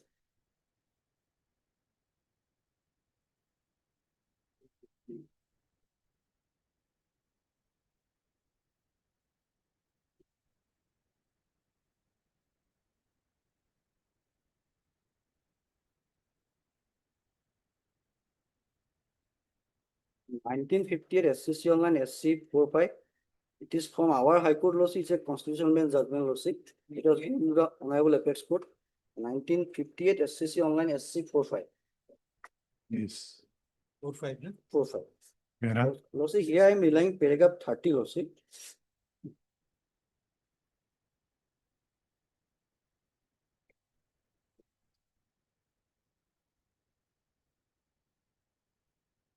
Yes. A constitution bench of this court examined the scope of Article 227 of the Constitution in the case of so and so lordship. This court, in course of its judgment, made the following observation at page so and so lordship. The power of superintendence conferred by Article 227 is a pointed out by the so and so lordship to be exercised most sparingly and only in appropriate cases in order to keep the subordinate courts within the bounds of their authority and not for correcting the mere errors. My lord may kindly mark it.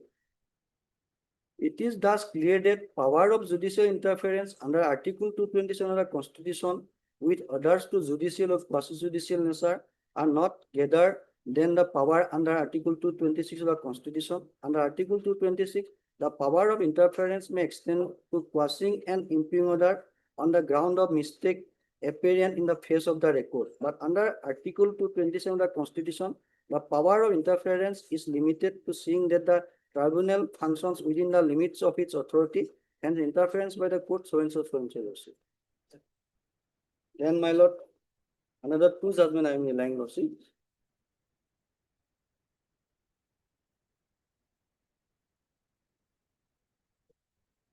In 1983 4 SCC 566 lordship. I am relying paragraph 7 lordship. This one. Page sir 566. Paragraph 7 lordship. The supervisory jurisdiction conferred on the High Courts under Article 227 of the Constitution is limited to seeing that any inferior court or tribunal functions within the limits of its authority and not to correct an error apparent on the face of the record, much less an error of law lordship. My lord may kindly mark it. In this case, there was, in opinion, no error of law, much less an error apparent on the face of the record. There was no failure on the part of the learned subordinate judge to exercise jurisdiction, nor did he act in disregard to the principle of natural justice, nor was the procedure adopted by him not in consonance with the procedure established by law. In exercising the supervisory power under Article 227, High Court does not act as an appellate court or tribunal. It was not reviewed to reweigh the evidence upon which the determination of the inferior court or tribunal purports to be based on correct error of the law on decision lordship. Then one of the recent judgment lordship, 226 SCC online SC 745 lordship. 226 SCC online SC 745. 745. Here, my lord, I am relying paragraph 30 to 36 lordship.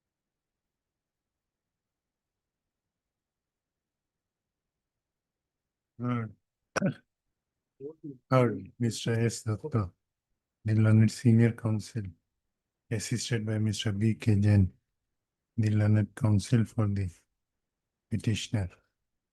Also heard Mr. K. Gogoi, the learned central government counsel, appearing for the respondents. Hearing concluded, judgment reserved.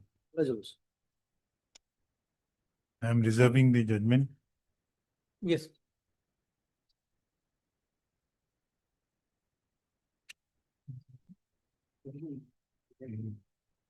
Citation will have directly, direct file.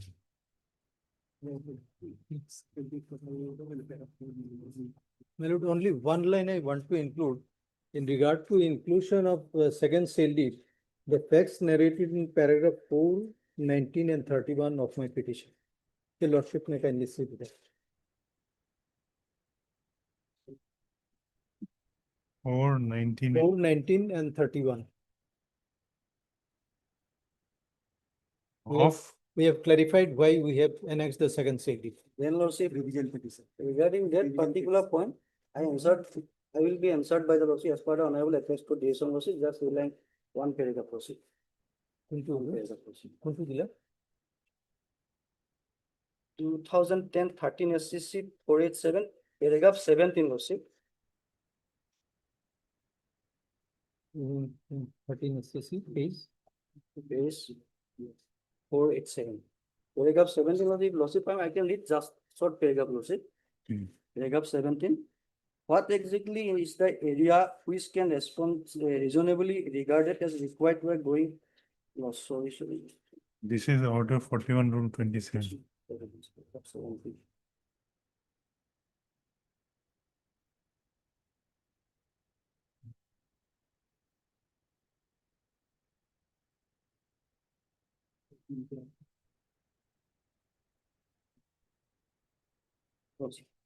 Lordship got it, paragraph 17, 493. Page 493, lordship. Yes. Page 493, lordship. It is equally well settled that lordship got it. Yes. Equally well settled that evidence cannot be permitted to be reduced so as to fill in the lacuna or parts or up the weak points of the case. Adducing additional evidence in the interest of justice, evidence relating to subsequent happenings or an events which are relevant for disposal of the appeal. However, it is not open to any party at the stage of appeal to make false allegations or call upon so and so, so and so, so and so. Already, it is a appellate stage already over. In this case, whether there was any application under order 41 rule 27.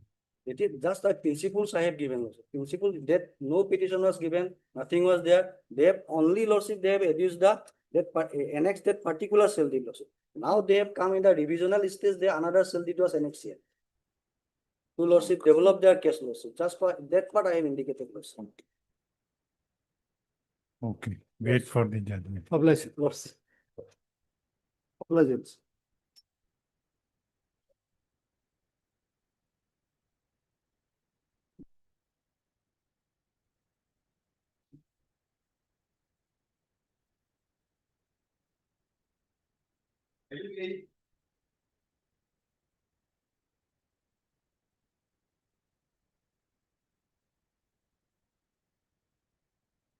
May it please your lordship. It has come for admission, my lord. Heard Mr. T. Kolita, the learned counsel for the appellant. Also heard Ms. M. Chaudhary, the learned counsel for respondent number 6. This appeal under section 173 of Motor Vehicles Act 1988 has been preferred by the appellant, namely National Insurance Company Limited, impugning the judgment and award dated 5/7/2024 passed by the Motor Accident Claims Tribunal, Bongaigaon in MAC case number 88/2016. I have gone through the grounds stated in the memo of appeal as well as considered the submissions made by learned counsel for the appellant. This appeal is admitted. Let the notice be issued to the respondent. Alert respondent number 1, 2, and 3 have appeared. Since Miss C. Burman has appeared for respondent number 1, 2, and 3, as well as Ms. M. Chaudhary has appeared for respondent number 6. No steps required to be taken for issuance of notice to said respondent.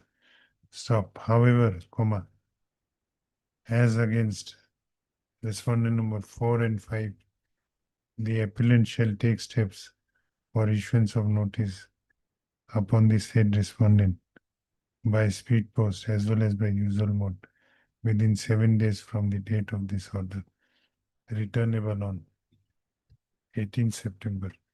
Stop. Let also the records of Missy case number 88/2016 be called for from the concerned tribunal. Registry to take steps for requisitioning the records. List accordingly. There is an IA for stay of the judgment. Liability is apportioned between the two companies, madam. 50% has been apportioned. What is your case? Well, basically the driving license, the person driving the vehicle is not having a valid. You deposit 50%?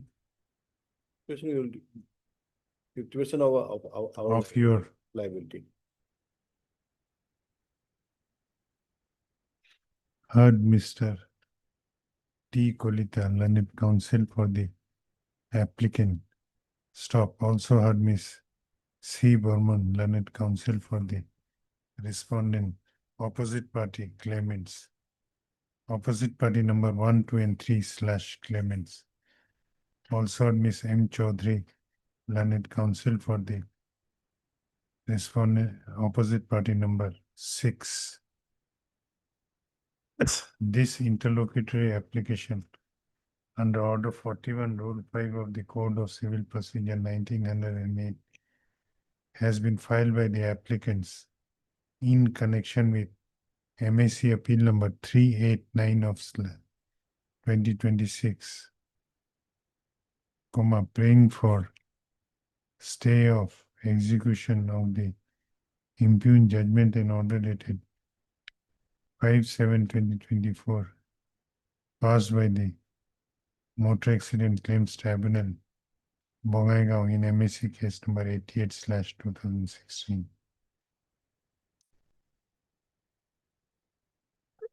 Learned counsel for the applicant has submitted that the aforesaid judgment and award has been impugned by the present applicant in the connected appeal number MAC appeal number 389/2026, and said appeal has already been admitted by this court. Stop. He further submits that the applicant insurance company is also agreeable to pay 50% of the amount which was directed to be paid by the applicant insurance company, as a condition for grant of stay of execution of the impugned judgment and award. Stop. You're opposing? Any objection? So If you don't object, you will get 50% now. I have objection, Your Honor. Can we fix another date for the admission? You will file I am objection. prepared- Today I am not prepared this matter. No, you don't object. You will take 50% and then contest the case. Yes, yes, Honor, 50%. Yes, Ms. Chaudhary, you have any objection? The learned counsel for the claimant respondent does not object the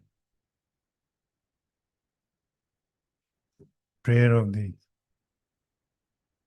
applicant, subject to the condition that 50% of the amount to be paid by the applicant may be deposited. Stop. since the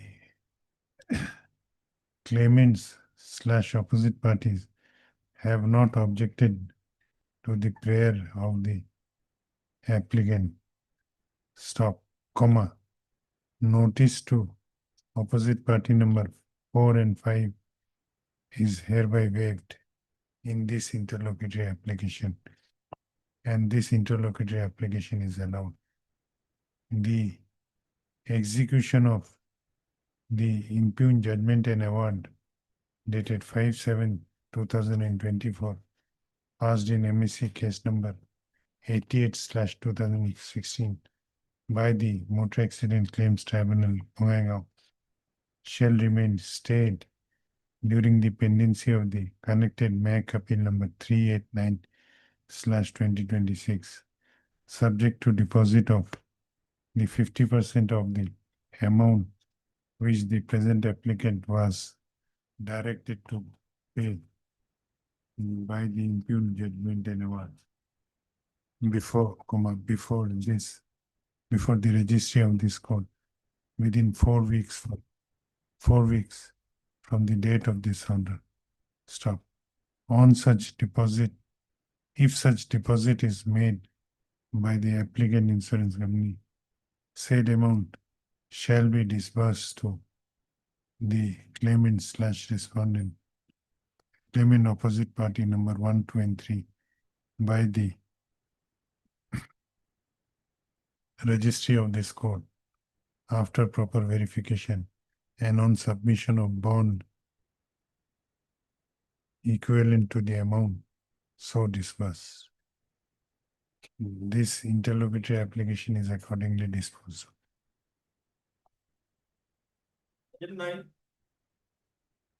Same melody, it has come for admission, my lord.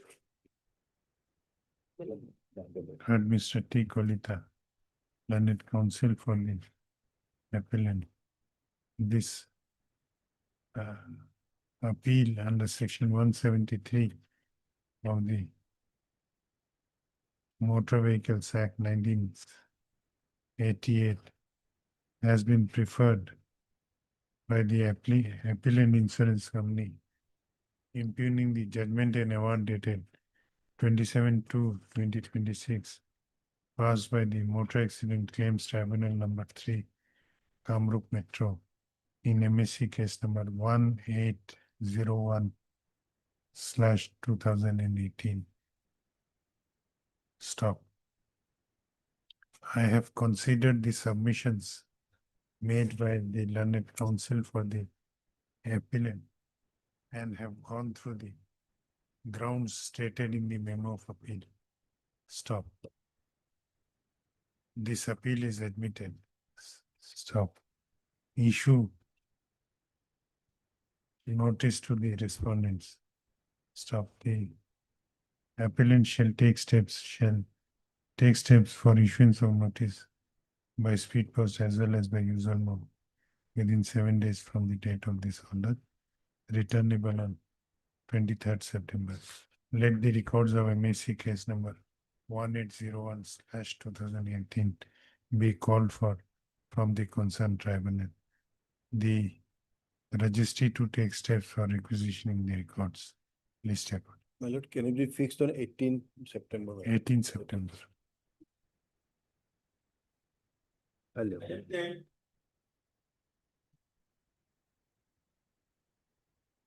Lordship, MSC appeal for admission. Heard Mr. A. Mishra, learned counsel for the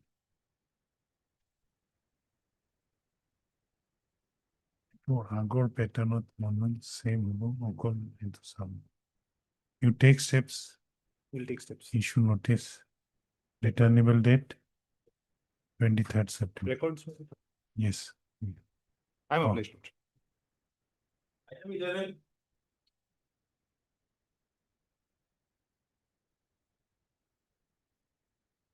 Please, Your Lordship. The matter relates to enhancement of contempt of waiver, Lordship.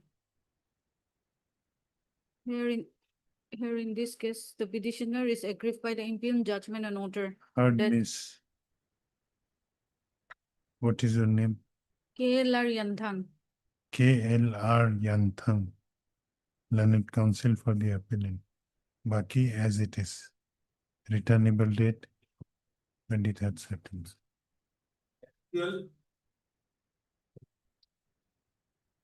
Maybe, Your Lordship. Appellant will file against the judgment order dated 29/4/2026. Into a dictation, AK Azad, 23rd September returnable date, you take steps. Requisition of the records, trial court records, admission of appeal, baki sab eke nisna thake.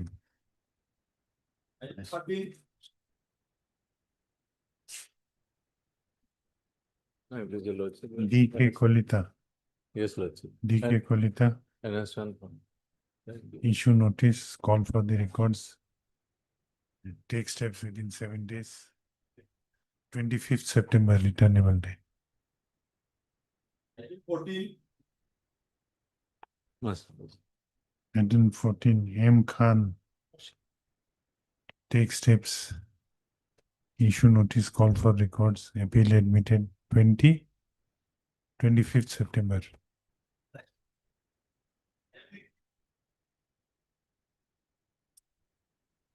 May it please your lordship. Your lordship, we have filed this appeal on the ground of fraud, your lordship. Fraud. Yes, your lordship. Our contention is that it is an injury case, your lordship, and our contention is that some of the medical documents were not properly exhibited by the claimants. And upon verification, it has came to the knowledge of the appellant that the claimant was admitted to the hospital on 16/12/2019, whereas the accident occurred on 17/12/2019. Your lordship, he was admitted 1 day prior to the date of accident. So there is allegation of fraud, your lordship.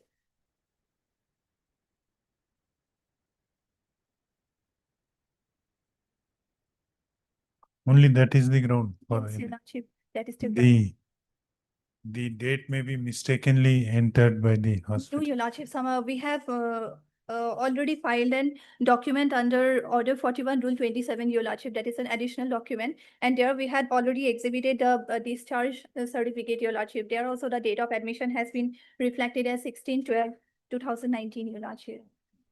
How this matter got not noticed by the tribunal? Heard Miss P.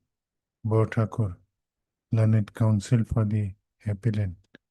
This appeal under Section 173 of the Motor Vehicles Act 1988 has been filed by the appellant insurance company, impugning the judgment and award dated 6/4/2026, passed by the Motor Accident Claims Tribunal number 1 Kamrup Metro in MAC case number 50/2020, whereby the appellant insurance company was directed to pay a compensation amount of rupees 20,78,358 along with an interest at the rate of how much? 6%. 6% per annum. Learned counsel for the appellant has submitted that the appellant has alleged fraud by the claimants in obtaining the compensation in this case. She submits that though in the instant case the alleged accident occurred on 17/12/2019, however, the medical documents which were exhibited before the tribunal indicates that the injured claimant was admitted 1 day prior to the said accident, that is on 16/12/2019. Stop. I have considered the submissions made by learned counsel for the appellant and have gone through the grounds stated in the memo of appeal. This appeal is admitted. Issue notice to the respondents and call for the records of MSC case number 50/2020. Stop next paragraph. The appellant shall take steps for issuance of notice upon the respondent by speed post as well as by usual mode within 7 days from the date of this order, returnable on 25th September. Stop. The registry to take steps for requisitioning the records of the concerned MSC case. List record. Lordship, there is an I for stake, Lordship. We shall deposit 50%, Your Lordship, at this stage, but that may not be allowed to be withdrawn, Your Lordship. Let them appear.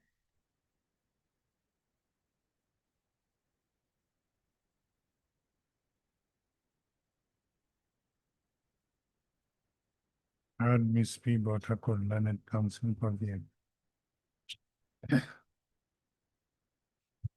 applicant. This application under Order 41, Rule 5 of the Code of Civil Procedure 1908 has been filed by the applicant insurance company in connection with MSC appeal number 439/2026, praying for stay of execution of the impugned judgment and award dated 6/4/2026, passed by the Motor Accident Claims Tribunal number 1, Kamrup Metro, in MSC case number 50/2020. Stop. Learned counsel for the applicant has submitted that the applicant has impugned the aforesaid judgment and award in the connected MAC appeal number 439/2026, and same has already been admitted by this court. She submits that the applicant has alleged commission of fraud in obtaining the award by the claimants. Stop. She also submits that the applicant insurance company is agreeable to deposit 50% of the awarded amount before the registry of this court as a condition for grant of stay of the impugned judgment and award. Stop.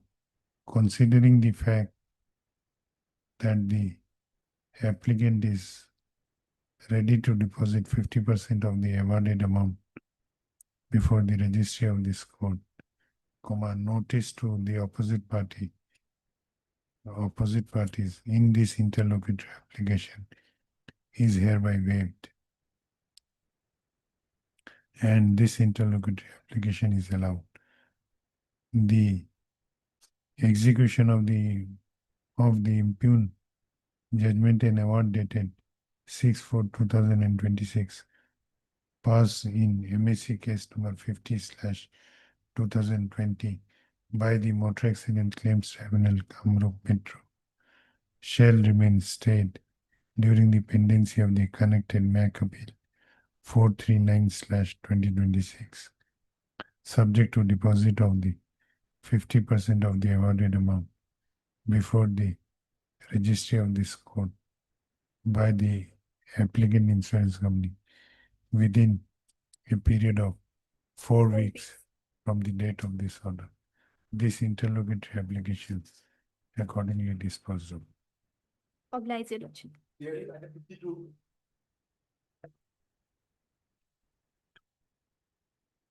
Lordship, I am appealing the respondent 1 and 2, Your Lord.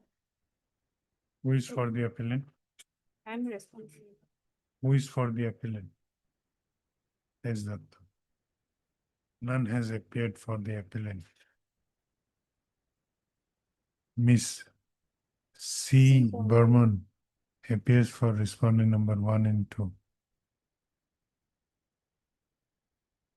Let this matter be listed next week at the due.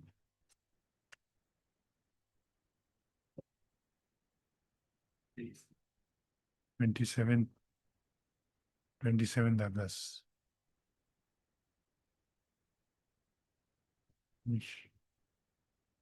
Okay, sir.